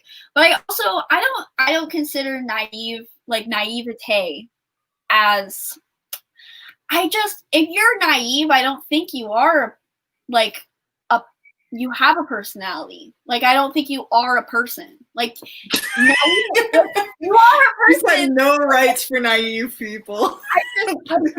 When I think of being naive, I think of someone who has not experienced the world, whether it's for good or bad or anything. Like, when I think of someone who's naive, I think of someone who doesn't really have... Yeah. Who's like a blank slate. Yeah, exactly. So yeah, I think get that. Definitely more of a shell of a person, but he definitely still does a lot of shit. Like he definitely does. Yeah. He definitely still. It's not like he's not doing anything. So yeah. I just think it would be. I would like to know how many lives he actually ruined because of that part.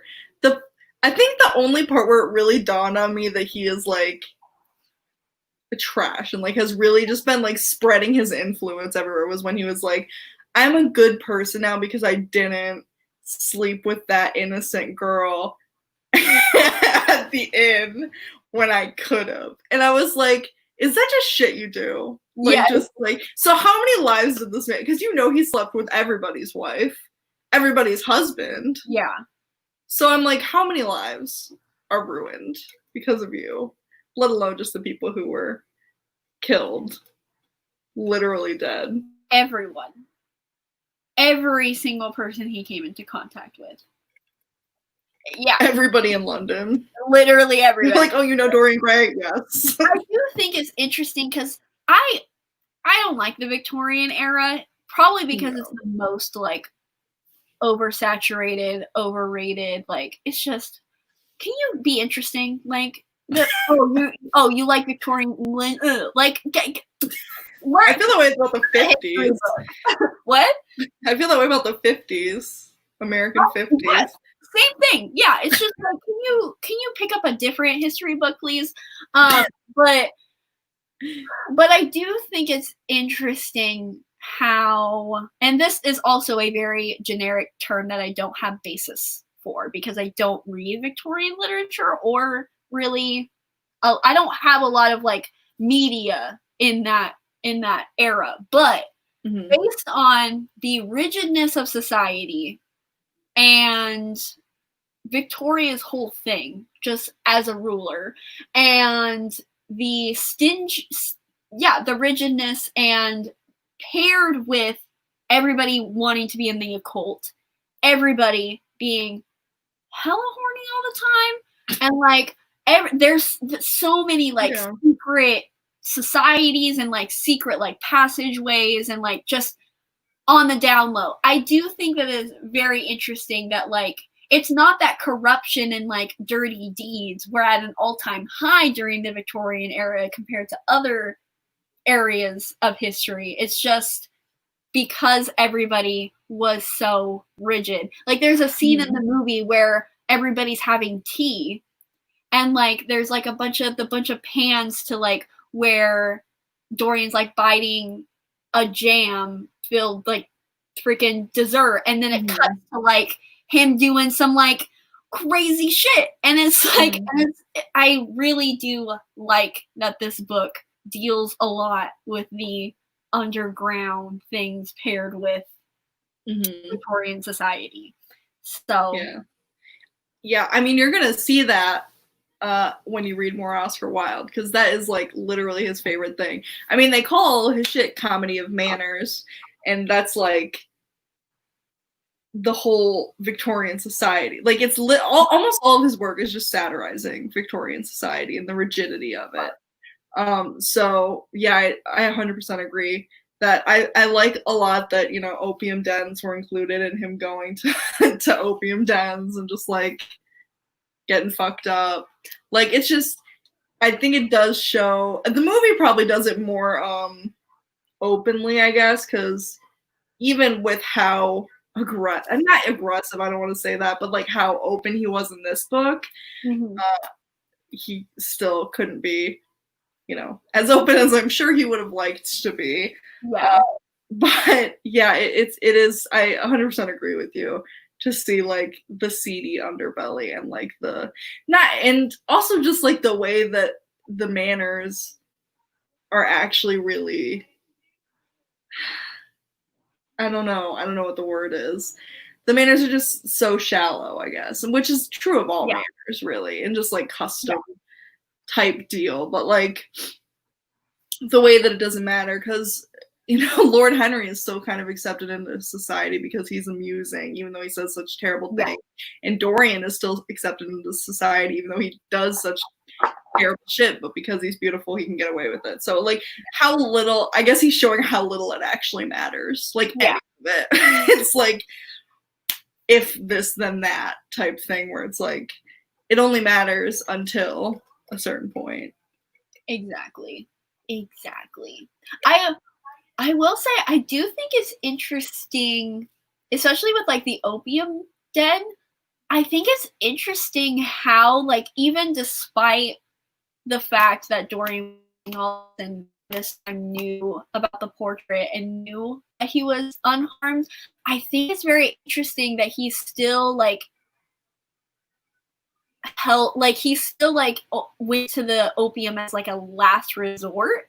At least that's how I interpreted it. Like he only went like I interpreted it as after him killing Basil, like he went to the opium for the first time. Yeah. Well, I think it was like another way of philosophizing for, I forget who, I mean, it's like, I forget what the movement is called.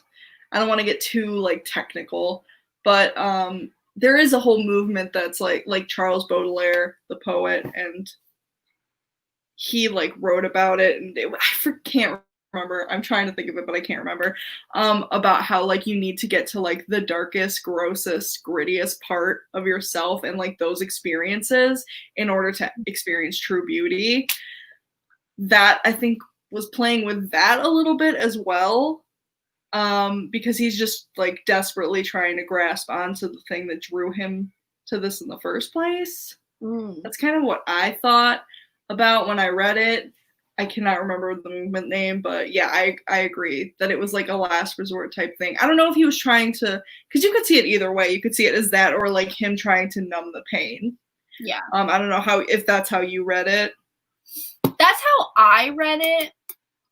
but I mean, I think that like that interpretation makes it's definitely like more of like the I don't even know if it's the more cynical interpretation, but I think it would match up with his actions thus far. But I think it's because I think Basil was the trigger.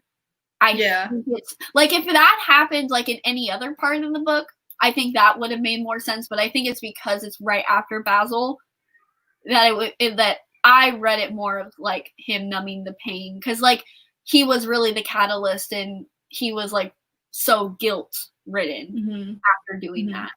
I guess I would agree that it's the more cynical way of looking at it, but I guess it just like based on like the precedent and the general vibe of the novel, I think that that's sort of like he's trying desperately to like hold on to the like pleasure, I guess, that he got out of doing crazy things, doing inappropriate things. And I think that you're right in saying that it was a last resort, even by the theory that I'm postulating, I guess. But that's just how I read it, was like him trying to find one more thing that could allow him to feel anything. Because I feel like at that point, he had done everything. Yeah. Like, there was nothing left. So, especially like after murder. I think the movie did a better job, obviously, because, you know, Oscar Wilde couldn't write what he wanted. Like, he couldn't write what Dorian was doing on page.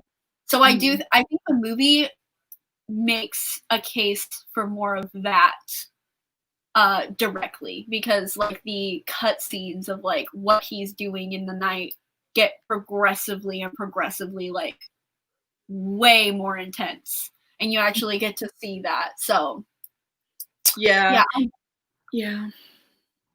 I wish that this book, and I get like why it did what it did, like functionally, but I wish that it would have given us, and based on being in the Victorian era, but given us more of like what he actually did. Because the only time you really get a taste for it is when he says that thing about not defiling the innkeeper's daughter. That's like really the only time, because they don't tell us what he did with, or what Alan did, or what he knows about Alan from blackmailing him. They don't tell, they just kind of generalize, or I guess Wilde kind of generalizes. I would love to know what he actually got up to, because it is all very like insinuating about what he did. So I would really love to know what the actual truth of the matter is, and how bad it actually got. Because in Victorian society, I feel like you wouldn't have to do much for people to be like, this kid is questionable. But that's just what I think, I guess. Yeah, I mean, I know Oscar Wilde was a kinky bitch, so like I'm sure he thought of I'm sure Dorian Gray did everything. He probably had a whole manuscript where he actually detailed it, but unfortunately, tragically, lost to time. And I think, and because it is interesting, because I feel like if it wasn't for just the constant reiteration of like pleasure is the number one priority in life, and the constant like beating you over the head of Henry constantly reminding Dorian like no whims or temptation is never fulfilled, or whatever. Temptation has to be given into for it to go away, or something, whatever he says. So I love that quote. Hold on, I even wrote it down. The only way to give in to temptation the only way to resist temptation is to yield to it. That's not true. I said I agree with everything he says, but that doesn't even make sense. Because if you yield to temptation, then it's not a temptation anymore, because you yielded to it. Yeah. I think that's kind of what he was saying. Yeah. Yeah, oh, okay. Yeah, I guess, yeah. Okay. He's just, the man is so quotable. Like, literally imagine having that as a friend. I feel like I would be exhausted. I wish that I could be that friend, though. I wish. I would hate him, but like, I totally get everybody else in the book.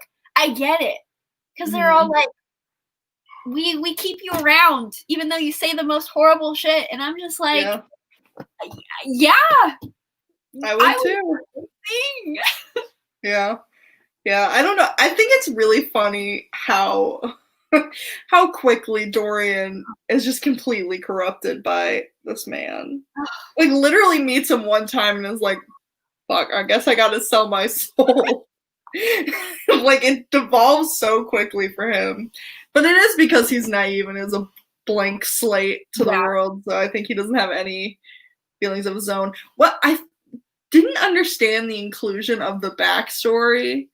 I think it was just so Henry could like jerk off to it, basically. Like, be like, oh my god, that's so tragic. I love it. Like, it's so cinematic.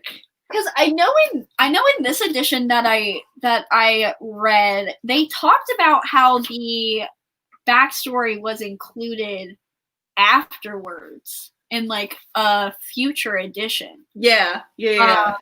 And it was I read that too. It was just to like provide like, I don't need it. I don't need it. That's what you're gonna provide, Oscar Wilde? I mean, maybe upon another reread, if I actually paid attention to that part, I would pull some more things out of it. But I don't think his like parentage or family life really added much to his character at all. No. It might have been to make him more sympathetic, but I don't know. It just seems so irrelevant. Yeah. I was like, what does this have to do with literally anything? I feel like that happens a lot in classics, though. They'll just like Victor Hugo in Les Mis is like, just does like 5 chapters about the sewer system. And it's like, I didn't need this. I didn't need this and I didn't ask for it. So I feel like that happens a lot. Classics writers just go off. But I don't think the only time that he did that is chapter 11, when Dorian went on a whole ass monologue about all of the shit that he bought. And he's like, I got interested in books, and then I got interested in jewelry, and then I got interested in like, foreign like people, because, you know, that's a thing.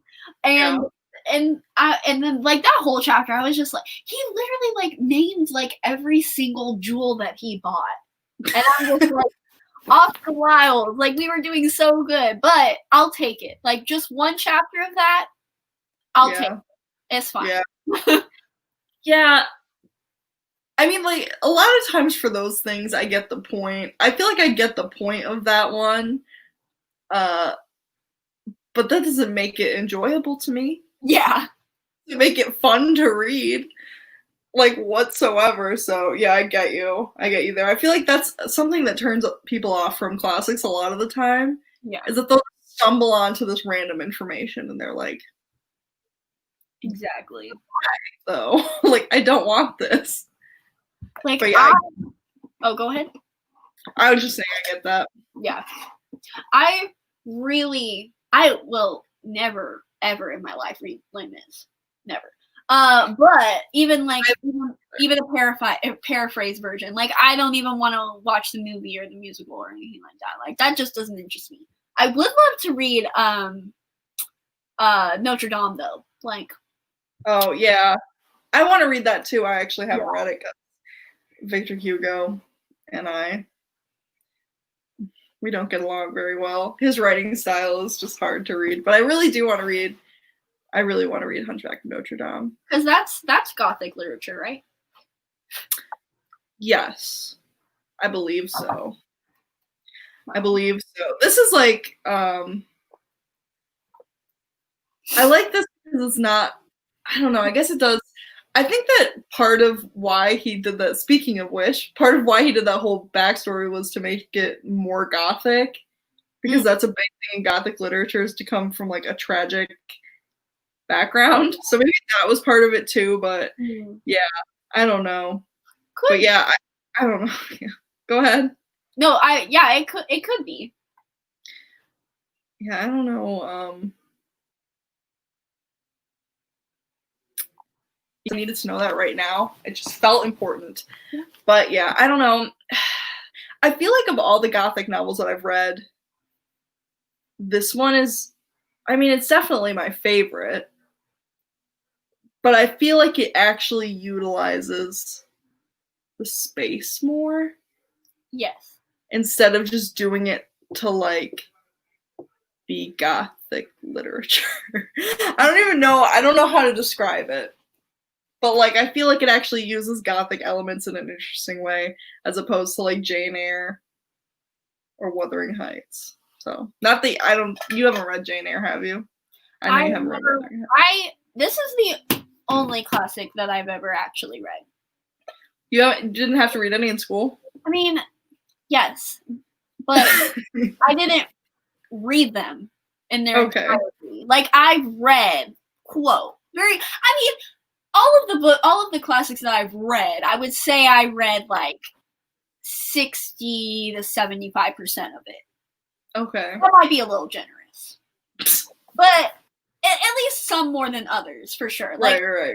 I've read at least like 90% of The Great Gatsby, I would say. Mm-hmm. I read about 90% of Brave New World.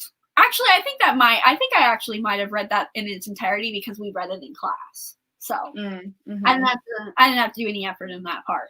I read like 60% of Anna Karenina.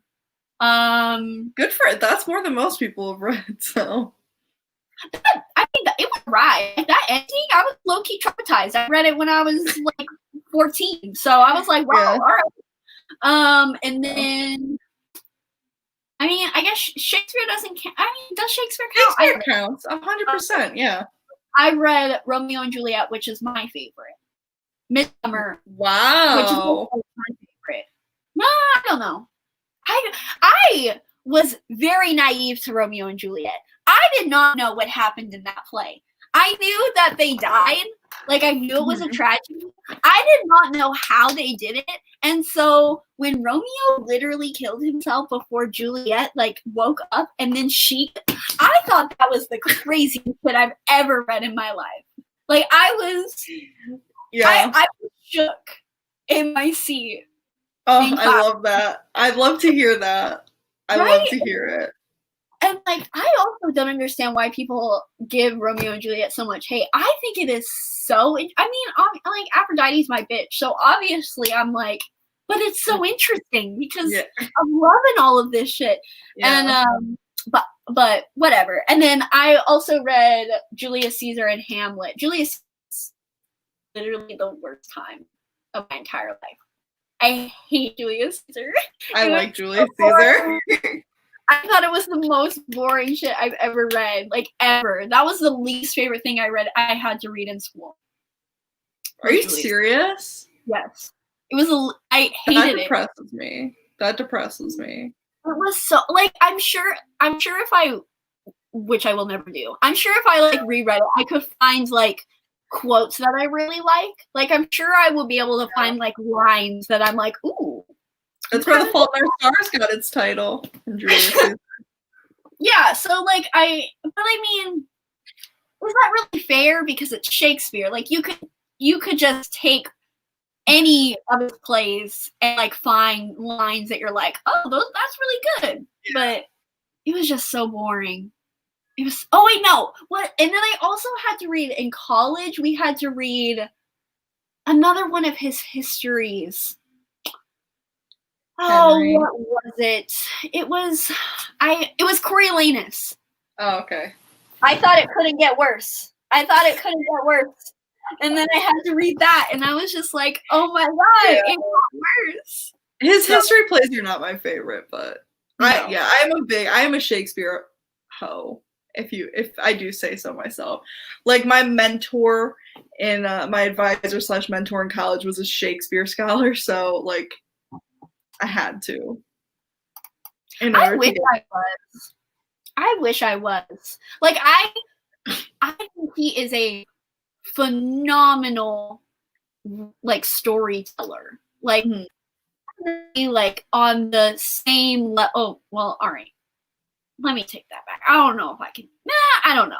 I don't know if I can make that claim because I can't even read his shit and I don't want to. Wait, but the same level as who? I think objectively he is on like the same level of like ancient Greek playwrights of like Homer. Yeah, I should hope so. But I was just hesitant because like I'll read them, but I don't want to read Shakespeare. It's just it's really the language. It really, I know that's such a basic like stupid ass like answer, but it's just I can't do it. I can't do it. It's easier to watch. That's the thing that irritates me or frustrates me about the teaching of Shakespeare is that they have, especially like even when they have them read out loud in class and like different people play characters, which is what we did. Yeah. You have a freaking, like bored ass football player reading for Othello, and it's like there's so many performances on YouTube that are free. The David Tennant and Catherine Tate of Much Ado About Nothing performance on YouTube right now. Literally iconic.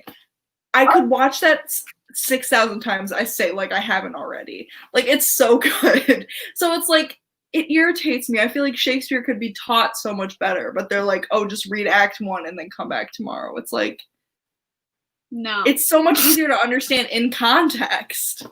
Yeah. And it's meant to be performed. Like I would be down to watch Shakespeare play, but it still is like they still use the same language. But it's so much easier to understand in context. Like once it starts, when you have people like talking to each other and you can kind of like see the way that they're talking and the way that they're delivering the lines the same way you would if it was actually performed, you get much more of an idea. That's why I like it better when they actually teach it and show you. Like, I feel like you should see it before you read it. Like, you can analyze scenes. I would watch the scene and then analyze it instead of having them read it and then come in. I don't know. But I get that there's limitations. That's probably true for sure. But I will also say that I would rather just watch a movie of the story without the weird language. Like, I love the story itself. That's why I like Shakespeare retellings. I'm just like, oh yeah, give me those. Yeah. I don't know. I know I'm not of course I don't like Shakespeare, so I'm not a fan. But I love his stories. And I do like his characters, and I like everything about it. I'm just like except for the way that it's written. That's literally the opposite of Oscar Wilde. You like everything about it except the way it's written. And Oscar Wilde, well, we like it, but mostly it's what it's written, the way that it's written. That's true. Big brain. Speaking of Shakespeare, I mean, granted, we've already discussed I do not have a huge classic reading track record, but I feel like a lot of, at least like, English literature is always got to reference Shakespeare in some way. It's always got to have Shakespearean allegories in it somehow. Yeah. And I'm sure, I think there maybe were a couple in here, obviously with Sybil, that was a big part about it. But a majority of the and again, maybe I'm biased because that's what I pick out most, is there's just a lot of like Hellenistic allegories and like Greek allegories more so than Shakespeare, in my opinion. And I love that. That's probably because this is a book that heavily focuses on like the queer story. And a lot of like queers, especially back in this day, like would point to the Greeks. Like literally that was in Oscar Wilde's defense when he was on trial, was like the Greeks did it. Yeah. Some of the greatest minds. What do you have to say about that? So I think that that's partially why. Like literally in Morris, however you want to say it, that was a big part of it too. It was the Greeks, and like he'd be like, that was like how he insinuated he was gay, was by talking about the Greeks. So it's a big thing with queer men, especially because of the fact that was normalized. Yeah. I mean, I think it's funny that lesbians love Sappho so fucking much. And it's so funny because literally any other speck of ancient Greek civilization was so misogynistic. Yeah. But the gays will find a way. We will find a way. We will find a way. It. We're going to find that one person that wrote poems to women invoking Aphrodite, and we're going to make her an icon, which, love that for us. Stan, yeah. You gotta love it. No choice but to stan. Wow, mayhaps that is why I love ancient Greek so much. Maybe so. Mayhaps. I could not begin to understand. It's really interesting. My mom has a theory that like whatever historical period you're interested in was one of your best past lives. Which I love personally. But I feel like that's too many people were in ancient Greece. Because I feel like that's one of the places that gets romanticized the most. Yeah, probably.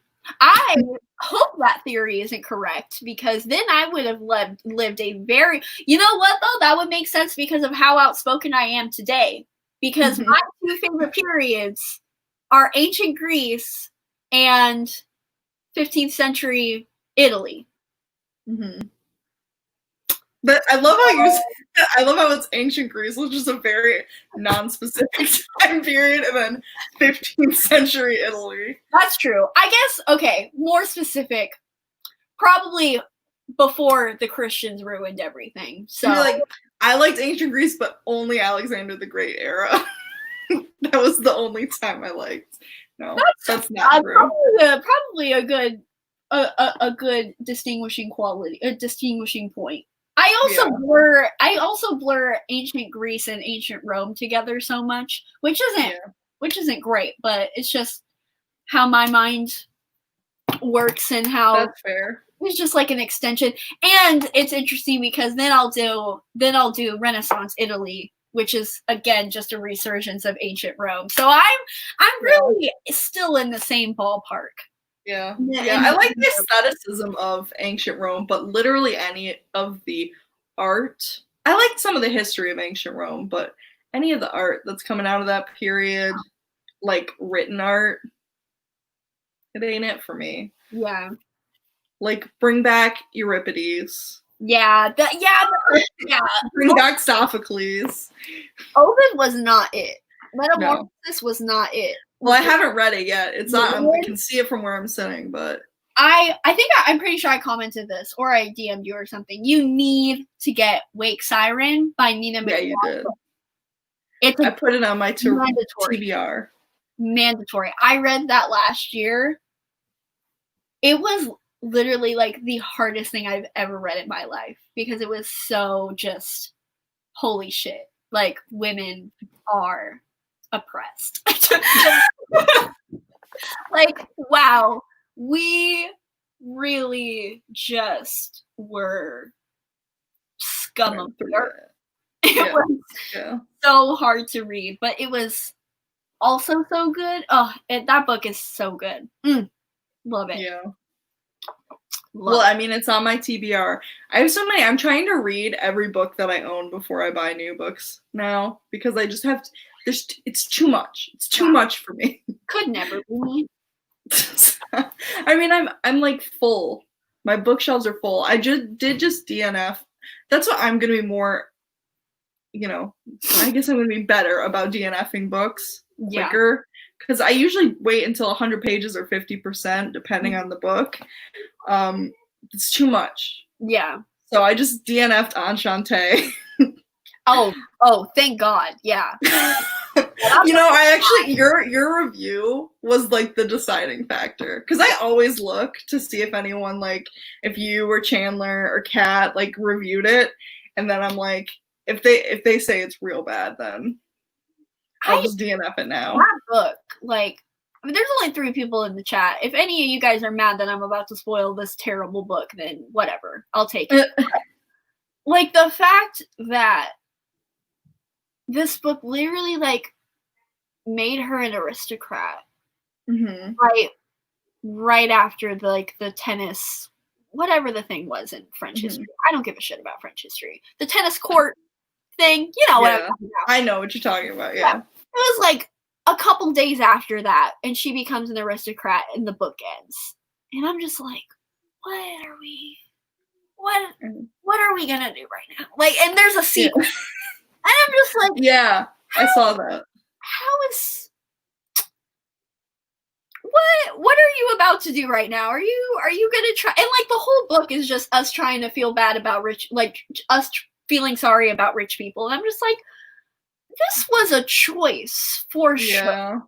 Like, it was certainly a choice. Like, I kind of want to read the sequel just to see what happens, because I'm just like, yeah.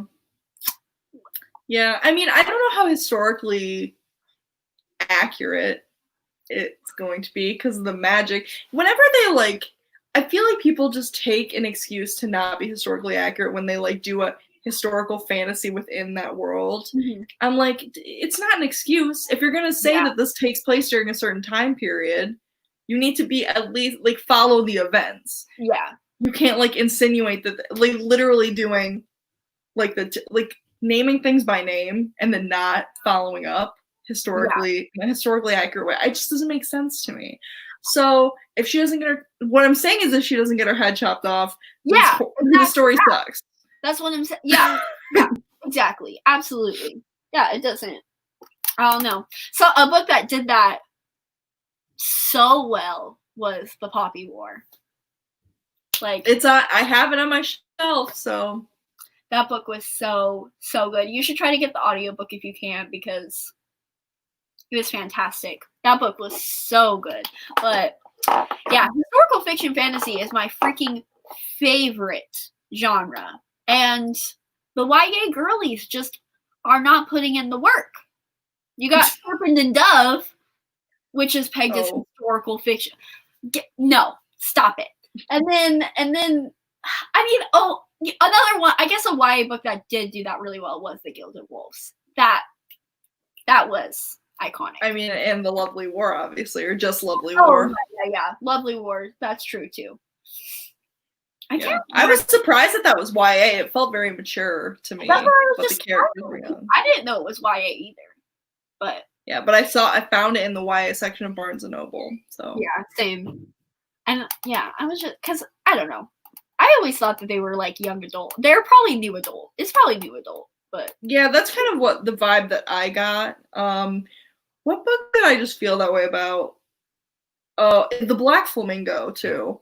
I was like, God, my favorite kind of YA contemporary too is the ones where it doesn't feel like YA. Yeah, because like the only kinds that I can read, other than Felix, obviously, but. Yeah. Queer people still act more mature than their age, though, so. It's true. Had to grow up faster. Yeah. But even then, I have decided I only read contemporary if it deals with a woman murdering men. So that's what I've established for myself, because I just finished Female of the Species yesterday, and I was just like, this is it. Like, oh, yeah, I saw your review of it. It was. Oh my God. I read A Dark Academia. I think you might like it. What? It's Roses and Rot. Rodents and rot? Roses and Rot. Oh. I was like, interesting. You can't read anything about it though. You have to just read the book. I don't know about that. Cat Howard, didn't she write those Alice in Wonderland books? Oh no! She wrote Unkindness of Magicians and A Cathedral of Myth and Bone, which I did read like a couple books in there. Her writing is weird. It is, but it's. I like the cover. I don't know how much I should say. It's really interesting. I was very interested in it the entire time that I was like a pitch or like any like anything? Like, come on. It's about these two sisters who had a really hard childhood. I don't think it was like their dad wasn't around. I don't know what happened to him, but their mom is like pure evil. And she like abused them. And the older sister leaves to go to boarding school, and then they end up not talking for years, and then they both get accepted to this like fellowship program in the woods, and weird stuff happens, but they also reconnect as sisters. I'm not saying it's perfect, but boy did I have a good time reading it. I never wanted to stop reading it. So I don't know if you will feel the same way, but there's also like, I don't want to give it away because I was really shocked when it went in the direction it did. So I'm not going to say it. I'll take it. Now that you recommended me one, I already have another one where I wanted to read, so I'll just do a whole video because I love that. I also want to read The Furies. I want to read that too. Yeah. Oh my god, I want to read that too. Tell me when you're reading it. Maybe we can coordinate. I'm just like, all right. Well, I mean, even if it's pretentious, at least it's women. So yeah, that's true. Yeah, that's why I want to read, because Kat said she was thinking about me while she was reading it because she thinks I would like it. Sleepwalking by Meg Wolitzer. She said it had dark academia vibes, and she gave it 5 stars. Which, when Kat gives something 5 stars, usually I'm like, that's interesting.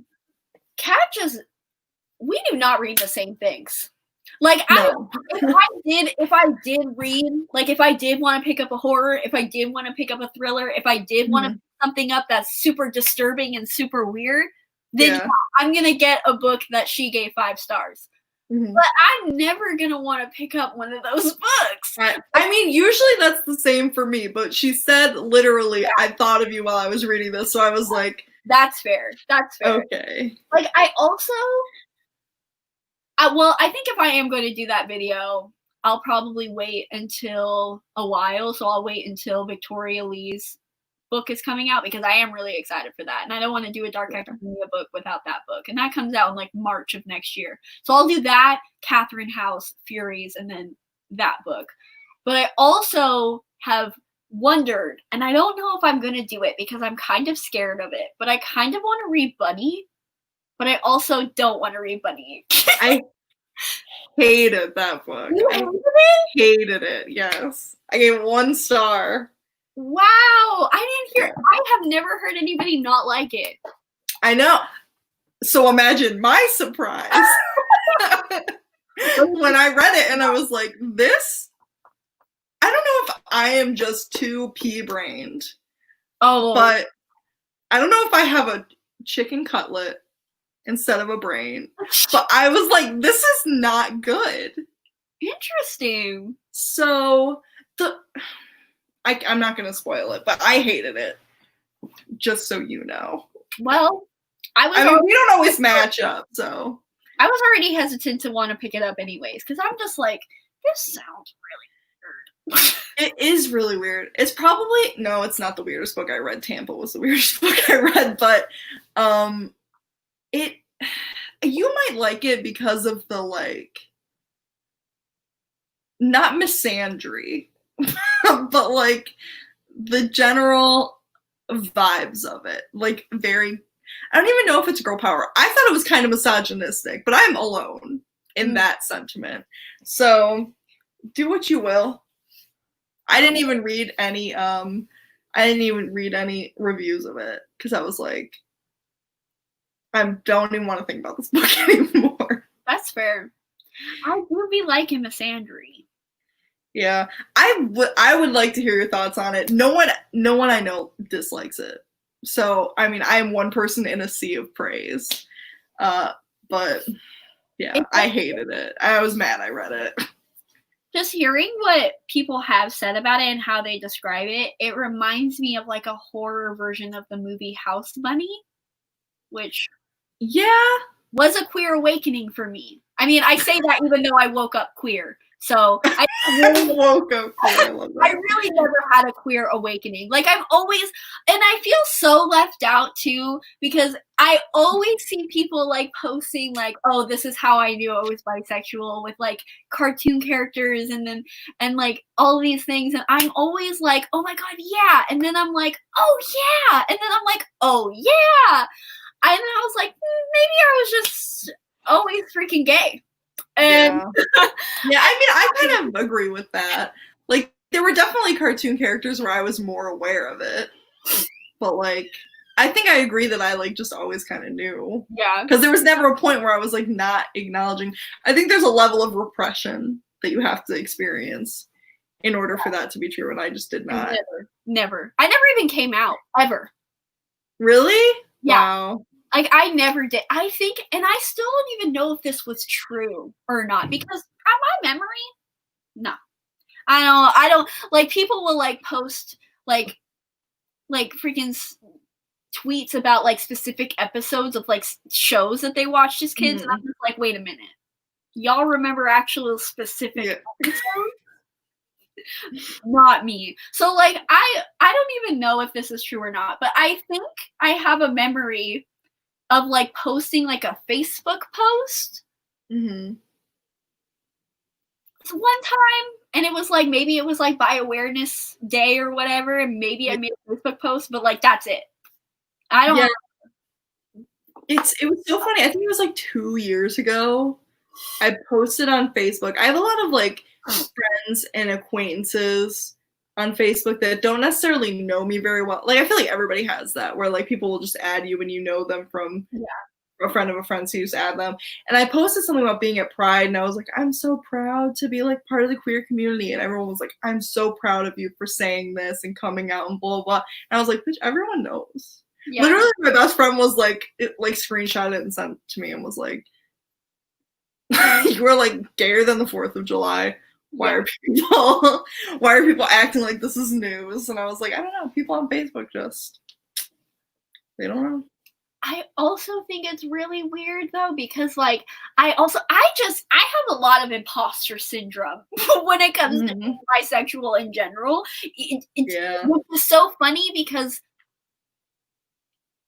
it's really like weird, because like I have imposter syndrome because my experience, like I never have experiences of everybody else on like social media and like other bisexuals, but it's like, it's ironic because like I've always known, so like I've never even had doubts, and I feel like a lot of people have doubts, but because I never had those doubts, I'm like, wait a minute, then like what's going on? But a big part of like imposter syndrome too with me too. I love how, well, it's still a part of the conversation because Dorian Gray is very queer, so it makes sense. But like, I have never had a crush on any friends that I've ever had, ever.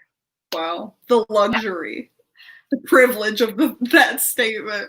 I think a lot of it has to do with the fact that if I think of you as a friend, I will never be attracted to you. But like, if I'm attracted to you first before being your friend, then it'll happen. But like, if we're friends before me being attracted, like I never think of you as not a friend. It's really weird. Interesting. Yeah. Wow. Cannot conceptualize that. I mean, what a lot of people do. So I'm just like, oh man, I never had a crush on any of my best friends. So like, am I like, I don't know. I don't know. I think that you're like the not questioning thing for you. You just seem like a person who is very sure of themselves. Like, you know. So I think that that's part of it too. Like, once you know, you know. And why do you need to like overthink it? That's just the vibe that I get from you. I don't think that we're like hella close. So I can't make any. You're right. You're right. But yeah, I mean, in comparison to me, where I question every decision that I make ever, it's just natural for me to be like, is it a phase? do I grow out of finding women attractive? And it's so far, it's been about 13 years. And it has not gone away, so. Well, there you go.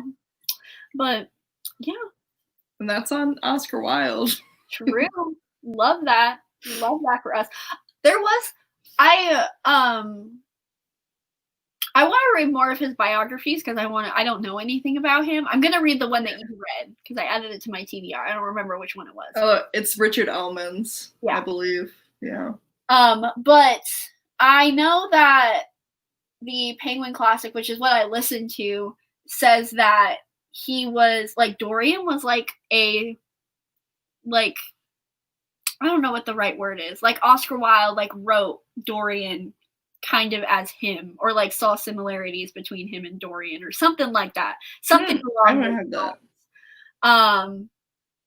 And like I always thought that was interesting, and I don't know much about him as a person, so like I don't know how I would even think about that, but just knowing that it's interesting how Dorian goes because I don't know. I feel like the internalized homophobia really jumps out then. You know? Especially Yeah. if we take the interpretation that Oscar Wilde is Dorian or like saw himself in Dorian or whatever the case may be, and the fact that Dorian sold his soul to the devil in order to do everything that he wanted to do, then that inherently means that like Oscar Wilde, a part of him believed that being gay meant he was going to go to hell and that his soul was doomed. Mm-hmm. That's so sad. Yeah, that is sad. Yeah, I can't conceptualize that based on what I know about Oscar Wilde and like what he believed. I would see him much more as a Lord Henry. Yeah, that's what I think too. Because especially just the way he talks and the way he writes, I guess, and how philosophical he is. But I think it could be somewhat of like a facade. Yeah. I mean, it's probable. Which is what Henry is. Yeah. So interesting. Yeah, I hadn't read that. I didn't read the annotations. I'm a terrible student of literature for not doing so. But yeah. let me see if I can get like was that in the copy that you read or was that in the Penguin? I don't remember if it was the audiobook or this one I read. This one says it was a confusion of art and life that Wilde the asleep would surely have appreciated. Was he no. Dorian Gray.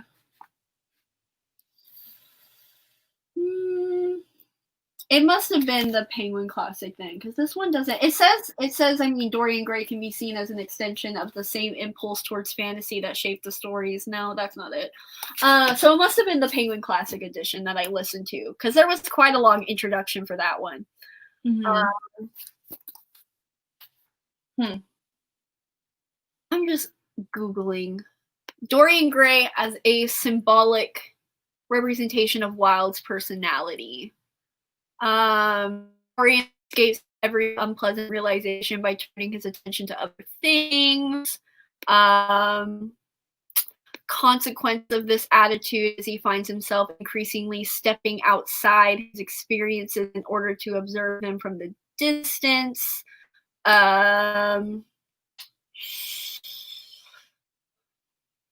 Behavior symbolizes Wilde's unconscious attitudes. So maybe, yeah. Yeah, I think I get that definitely humanizes him a lot if he felt like he was being, if he was going back and forth, I guess, or if he was dealing with like a feeling of not being sure of himself the way that Dorian is. Mm-hmm. That's definitely interesting because, yeah, I definitely wouldn't have pegged that. But I guess it's true. It's hard with Oscar Wilde. I feel like Oscar Wilde is such like a force unto himself, and people like think of him as like almost like not even as a real person, just sort of an icon. And so I guess it makes sense that I would do that as well.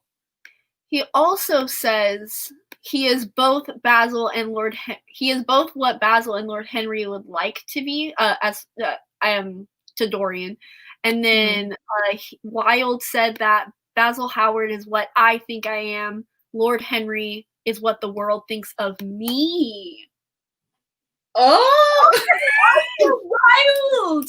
We fell right into the trap then. Oh my god! And that is so funny. Oh my god! Dorian personifies the conflict between Dionysian and Apollonian elements. Whoa! I can't. Oh my god! Wow. We stand. Wow. See, I need to read more like essays on this because I definitely want to read more academic essays on Oscar Wilde's work because I feel like there's so much to go into. Basil's and Lord Henry's fascination with him represents Wilde's obsession with a young dandy whose evasiveness and pseudo-aestheticism symbolizes his own unconscious fears. And that he, and like Dorian, where was it? He had been granted the means to enjoy life to the full, but paradoxically, he is afraid of life. Wow. What a sentiment. That's crazy. I never would have pegged that. I wouldn't describe Dorian as afraid of life either.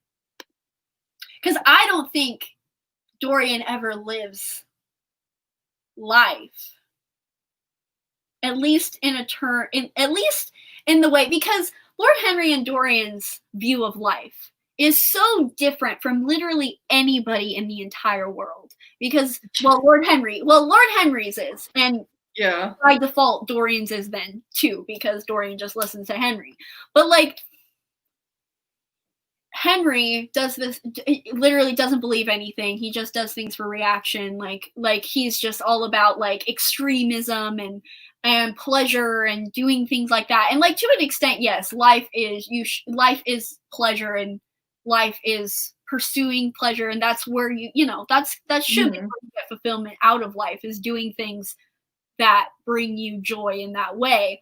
But Dorian does it in a way that's like not feasible. Like it's just, that's not life. You just going to the clubs and you taking everything you can get your hands on, you doing every person that comes in your way, you like yes, you are partaking in pleasure, but like that's not life. It's a facet of life for sure, but people not I don't know.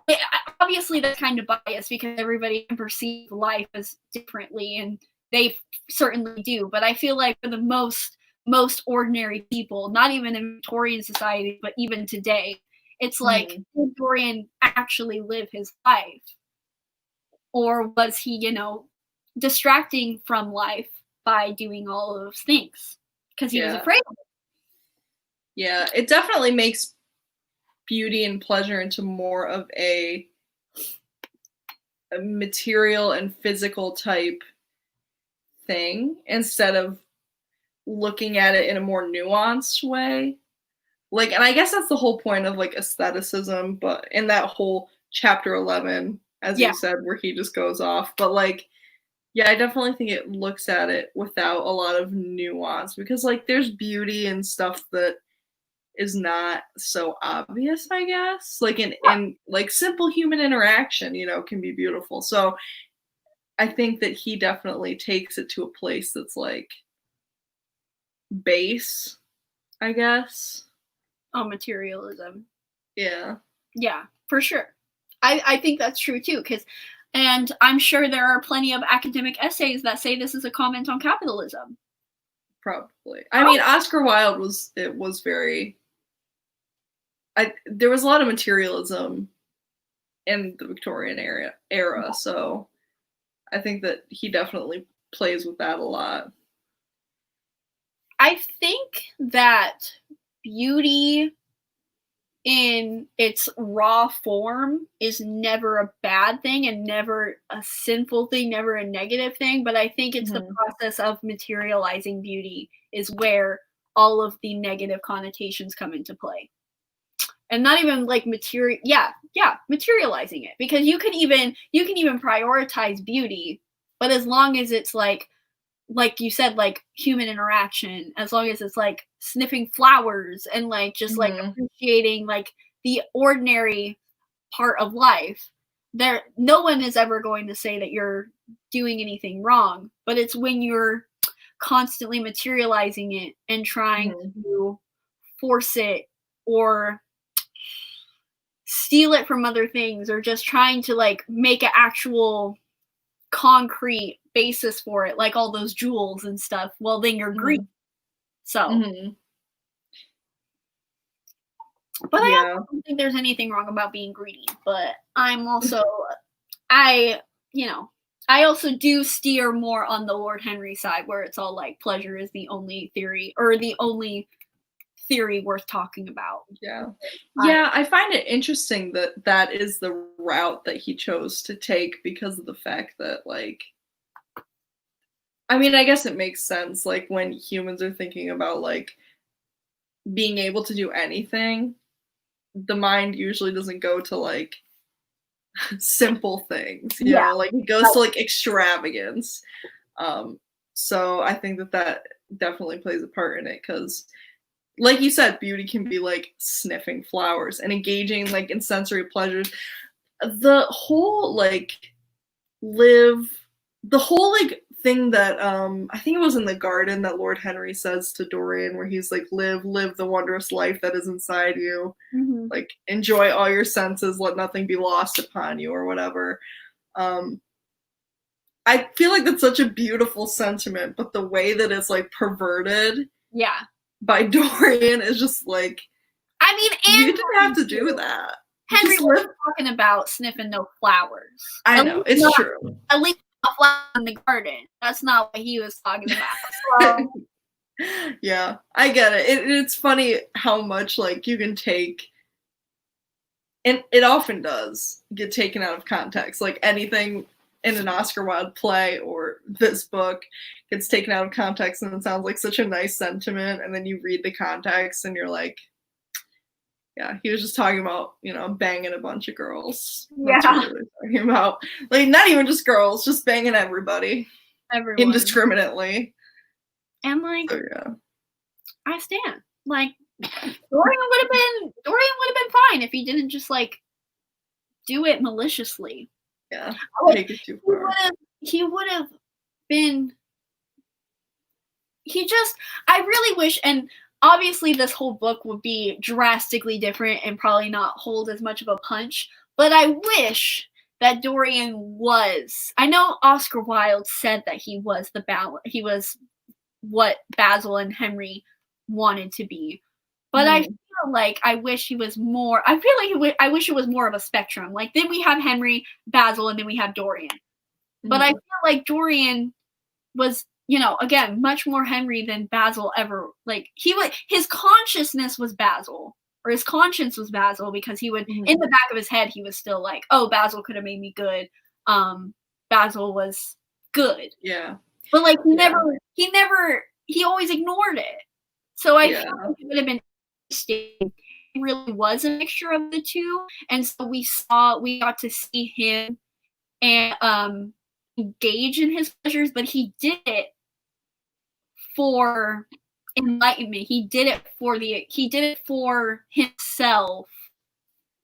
I don't even know for himself. I don't know what I'm saying. I feel like everything Dorian did, it was just to do it, and it was just to feel that sensation. It wasn't to feel that sensation, then like know what it felt like, and then incorporate to in life so he could grow or make any development. It was just very like, oh, I'm just gonna do this just to see what happens, but I'm not actually gonna have that experience influence me for anything. It just was very surface level, I guess. And I feel like if he took on more of Basil's, like, I don't even want to say goodness, but just more of his like obsession over, it's just, and I feel like if he did get a redemption arc and he lived like longer, and like he really was immortal and he really did live life a long time. Like, I feel like he could have gotten to that point.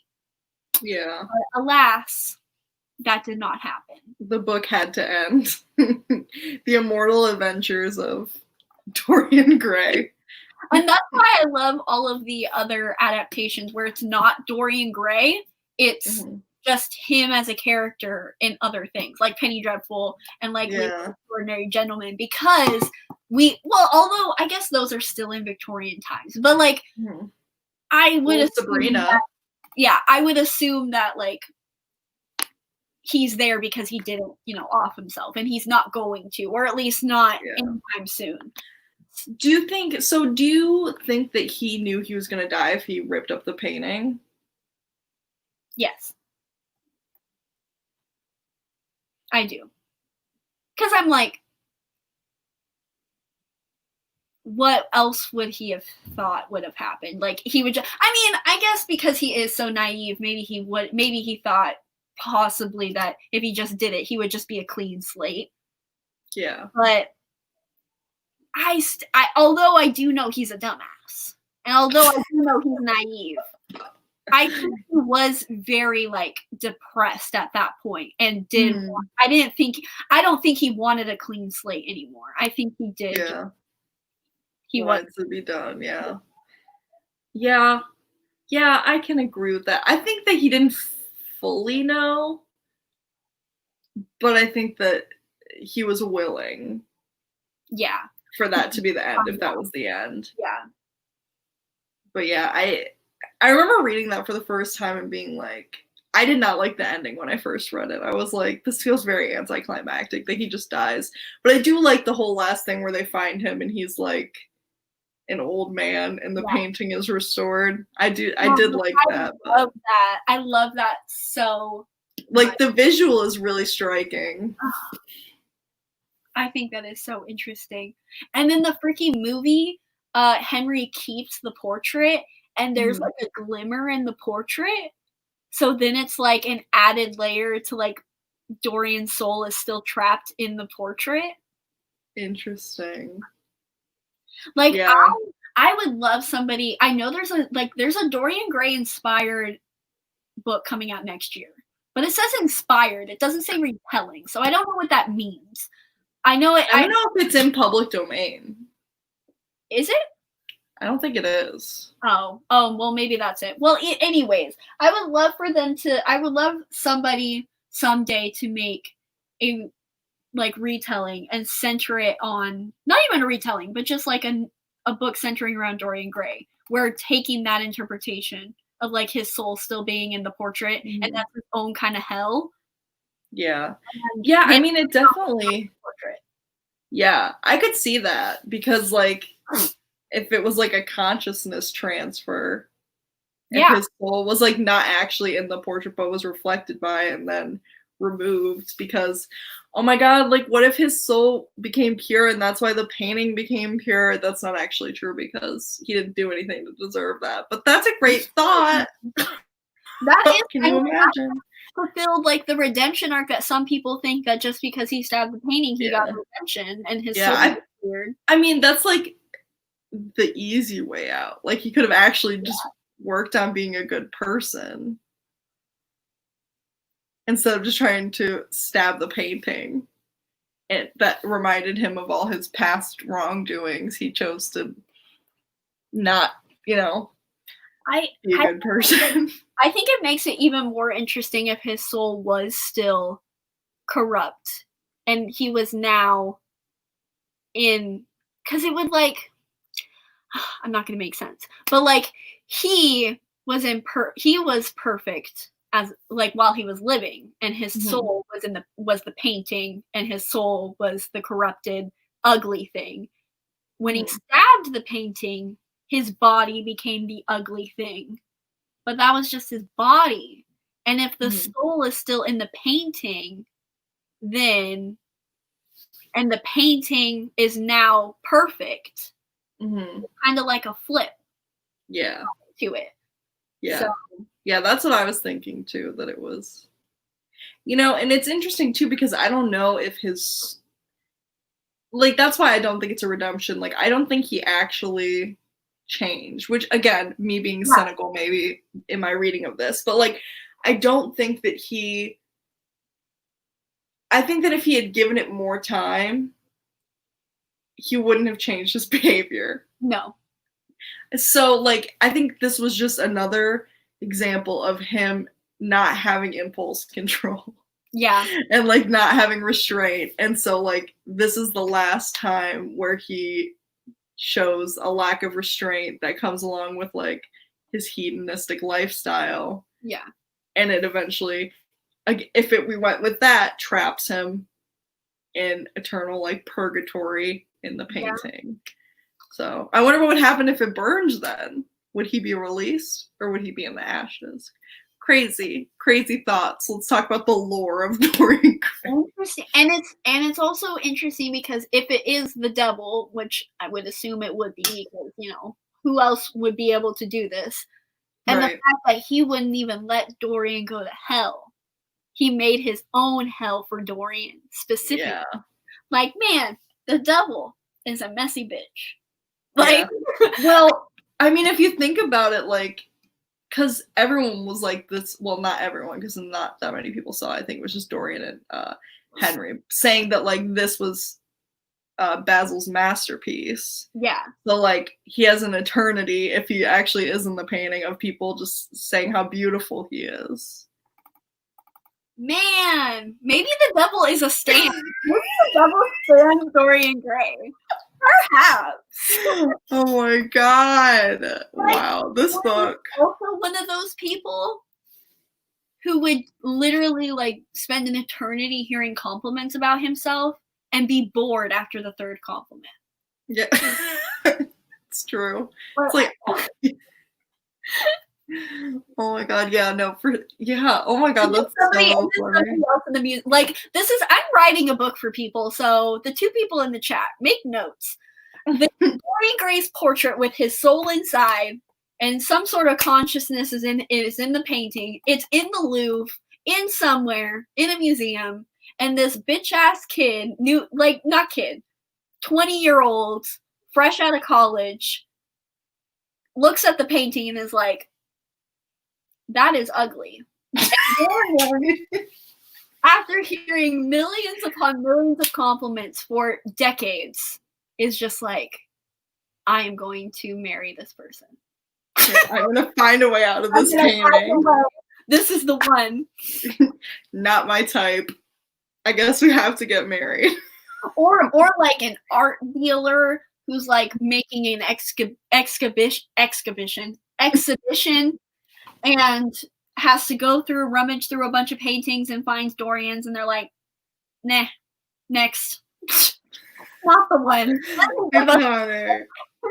Oh my god. It's like a freaking abstract art director or abstract artist and sees this realism portrait, and they're like, not for me. This isn't a trend anymore. He's out of trends. I think it's, something I noticed this time too was the fact that, like, I don't know why I didn't pick up on it before, was the fact that this was not the first picture that Basil had painted of Dorian. For some reason, I thought that this was the first time he had painted him, which wasn't the case. Oh, I painted him. See, exactly. Like, it was so easy to miss, but he painted him as like mythological figures and stuff before, and like knights and stuff. But this was the first time he had painted him as himself, and that's why it was his masterpiece. But I was like, wow. So, yeah, I don't know. Man, I can't believe Dorian Gray just became my favorite fantasy. Literally. Honestly. So good. So excited to read his fairy tales because I love fairy tales. So like, I feel like I'm gonna love it. And one of them's called House of Pomegranates. I don't know what the hell it's about, but it's called House of Pomegranates. And so yes, give me the Hades and Persephone allegories, please. Yeah, I know. I really want to read those because, like Real People Do, that song by Hosier is based off of one of his fairy tales. So I want to read, I want to read them, Hoser. His mind! I know, I can't. It is so. Every single time I listen to him now, I think back to this song by Katie. I don't know if you follow them. I don't remember what their app is. Let me see. They tweeted about. Let me bring up the tweet. Their at is Myth and Legends, and they tweeted a thing about Hoser that I like resonated so deeply about, and it was basically just talking about why queer people relate to Hoser so much. Yeah, they said part of the reason that queer people love Hoser so much is that I know I'm probably pronouncing his name wrong. I don't like pronouncing the I. It makes me sound pretentious. Part of the reason that queer people love Hoser is that his music has a sense of yearning, even when in a relationship, creating a mix of common experience and wish fulfillment. This, combined with his sometimes worshipful and always obvious love for his partner, creates a sense of, and then it says conflicting emotions. This atmosphere also applies to the scenes that Hoser creates with his lyrics, scenes of forbidden and taboo desire that appeals to queer people who have a history of being demonized and shamed for their love. Wow. That is a galaxy brain thought right there. Truly. So now I like that. Time I listen, I'm just like, wow. Because I always knew that like Hoser was for the lesbians. Like I knew that for a long time. But like that, put it into words, and I was just like, whoa. Mm-hmm. Well, yeah. Crazy. God, I love that man. I love that man. When I saw him in concert last year. Oh my God. I was in the second row, right behind the person that was in front of the barricade. That's amazing. I want to see him in Ireland. Like, if I'm going to see Hoser, I mean, obviously, like, if he comes to a city near me, I'm going to go. But, like, my ideal would be, like, in Ireland. I don't even know where he's from, but, like, in his hometown would be as well. I forget. It starts with a B. He's from right outside of Dublin. I know this because I got one of my tattoos, which is a Hosier tattoo, in Dublin when I went. And I was telling the like manager of the tattoo parlor that I loved him, and that was why I was getting the tattoo. And she's like, "Oh, Andrew," and I was like, yes, Andrew." And she was like, "Oh yeah, we see him around." And I was like, "You know him?" And she was like, "He's from the town right next to Dublin, and he's like 7 feet tall." And I was like, "That's valid." She was like, "I don't know him, but I know of him because he's 7 feet tall and he lives here." And I was like, okay, that makes me emotional. I feel like Irish people are the kind of people that would like be like, oh, that's super. I mean, I guess Hoser's not like super famous. Like he's famous among us, but like I guess he's not super famous. But I feel like they would be like, oh yeah, he's like, oh, Cranberries. Oh, you mean whatever their names are? Like, oh. Yeah.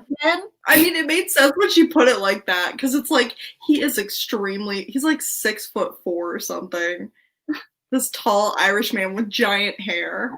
Like, of course. They just know. And he's probably, a national treasure. Truly. So America could never produce him. No. No. An Irish god himself? Never. He emerged from a bog. On the flesh of the earth. Amazing. I love him. Don't deserve him, truly. We don't. We don't. I can't believe he literally just released his like second album. Like last year? 2 years ago? 2 years, I think. No, it was last Yeah, it was last year. And I was just like, I'm gonna have to wait 6 years until I get another one. I know. I decided to get, because my 2 tattoos on this arm are both Hosier tattoos, and so I'm like, all right, I guess I have to get one for each of his albums now, because this one's for his first album and this one's for his second album. So I'm like, but at least but I know at the pace that he goes, it'll be fine. It'll be a while before I have a full arm. So I am such a self-titled bitch. Like, don't get me wrong, I love Wasteland Baby. I do. It's great. But there are no skips in self-titled. No skips. That is not true for me. There are no skips in Wasteland Baby, but there are skips in self-titled. I don't like Sedated. I love Sedated. Oh my god. It's probably my least favorite. Let me see which ones I skip in Wasteland Baby. My favorite in Wasteland Baby is Almost. Oh. And Nina Cry Power.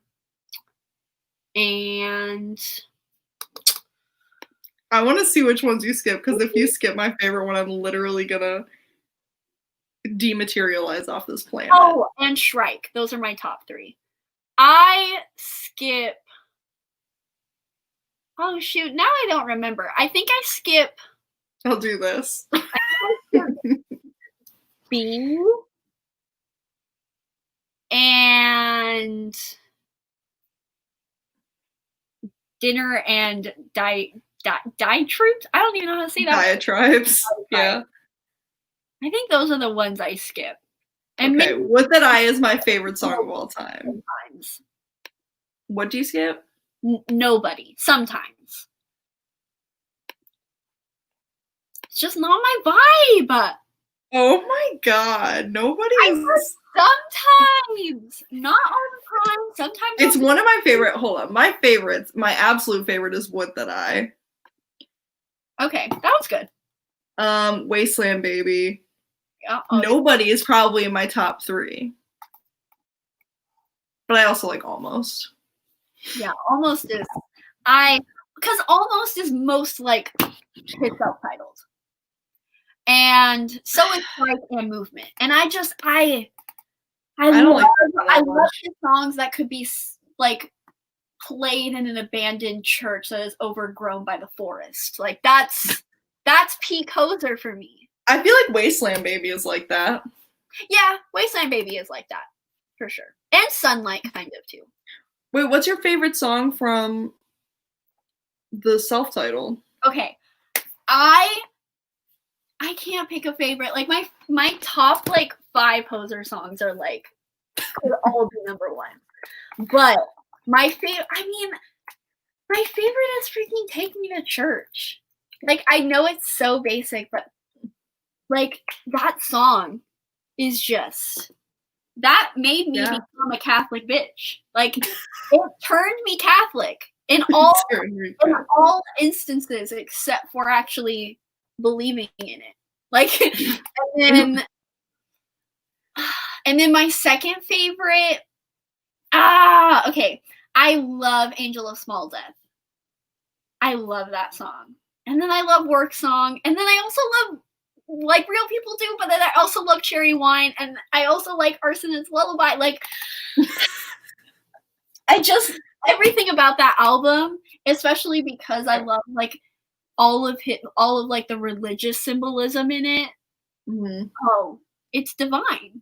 It's divine in every single word. I would say that it has the best individual songs. Like, I don't think as a whole it's the best. I think Wasteland Baby is better as a whole. But I think that like From Eden is my favorite Hosier song of all time. I love that song. And again, nothing beats Take Me to Church. Like, just the Blueprint. I have never the Blueprint for no one, because no one else does it like him. No one. Except Fleetwood Mac hits the same as Hoser does for me. Like, they're not the same, but like if we're talking like emotions for me, like they make me feel very similar things. Yeah. Yeah, I don't think anything. The Oh Hellos come close for me. Oh Hellos. I don't think I know them. They sing that fucking song that's everywhere on TikTok. Oh Hellos. TikTok. On gay TikTok. Well, I am on TikTok, especially the Soldier Poet King. There will come a soldier to carry. That one. I hear that song all the time from like cottagecore lesbians and Witch Talk. For Strawberry Blonde by Mitzi. And Oh, it's I love that all song. the variations. Like I have all of the strawberry animals on my TikTok. Like they have strawberry cat, strawberry dog, strawberry cow, strawberry frog. I got all of them. So I hear that one. I hear that one, Soldier Poet King, and there's that. I feel like you should listen to Like the Dawn. like the You like yes by the Oh Hellos. That is a very Christian song, but what? I'll add it to it's the like cottagecore lesbian playlist that I created. please It's do. on cottagecore TikTok. It has. It was. Oh, please tell me what songs it has. Also, okay, I know that my soul belongs on cottagecore TikTok because I never knew people shared this experience, and I got it. The algorithm is just so good. Oh my god, I know it's unbeatable. It dragged me in.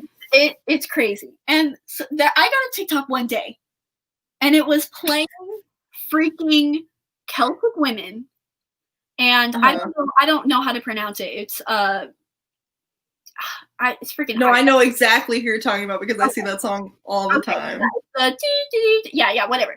And then they were all like, I couldn't believe that people knew this song from cottagecore TikTok, and not because they didn't have a Celtic Women phase in middle school. And I was just like, I didn't think anybody else knew or listened to this group ever. Oh my god! And I was just like, what? This is an experience people have, and I was just like, wow. You just gave me memories. Because I literally did. I think it was because I was in choir in middle school and like we sang The Voice one time, and then I was like, wait, this kind of slaps. That song does. Photography. That's funny. But that's so random and specific. I know. Anyway, I love that. My list has Strawberry Blonde, obviously, and then I have La La Lu from what's that Disney movie? Lady and the Tramp. Oh, okay. And then I have Cherry Wine. I need to add more Hoser because like I could just add his whole discography just to this playlist. And then I have the Outlander song. Not Lockwoman. The Sky Boat song. Yeah. And then I have 2 Celtic Women song. And then now I have Like the Dawn. So it's very Irish. That's the theme, apparently. Yeah. The Oh Hellos definitely give me cottagecore vibes, especially because it's all on cottagecore TikTok that I see. I saw this really cute TikTok where like this girl pretended she was like a school teacher and was like mouthing to the lyrics and was like, duet this as my secret lesbian lover who comes in. And then someone did, and they were wearing like a billowing like white linen shirt. Oh my god. I'm gonna find it and send it to you because it really set me. I love how we completely derailed. I know. It's fine. There was, oh my god, another part of the queer experience that I never experienced was the whole English teacher thing. Everybody's all like, every queer person had like a special relationship with their English teacher and like made them feel like accepted and stuff. And I was just like, man, no, never knew. I want, if I didn't hate, that's not fair of me to say, if I didn't get so irritated by like high school / middle school kids, I would be an English teacher, but I didn't even like high school kids when I was in high school, so I feel like that's probably not the best decision to make for myself. I've always wanted to be a high school teacher, but I've always wanted to be a high school like AP teacher because I didn't really have a ton of friends in high school, but not because of like, that was my fault because I didn't talk to anybody. It wasn't because I did hate everybody because like I was very judgmental and I still am, but point is, I had a great like school or class environment because it was always with like the smarter kids who like actually like had to pay attention and had stakes because they had to take a test at the end of the year. They had to pay attention, unlike the popular classes where people would just goof around because they didn't care. So I always was like, oh, this is fun because my AP teacher is always like engaged with the class and like we would be able to ask questions and actually have a discussion. You found it? Yeah, I did. I'm very excited that I found it. I was working so hard. Love that. I wish you could like organize your TikTok liked videos. Like I wish there were Oh my god. If only. If only. I don't know how to send this to you. There should be like a little option.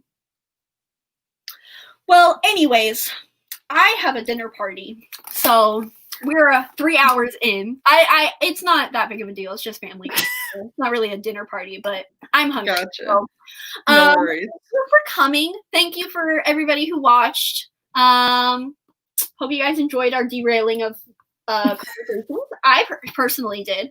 And if you haven't read Dorian Gray, read Dorian Gray because it'll change your life. Maybe not, but I hope not in the direction.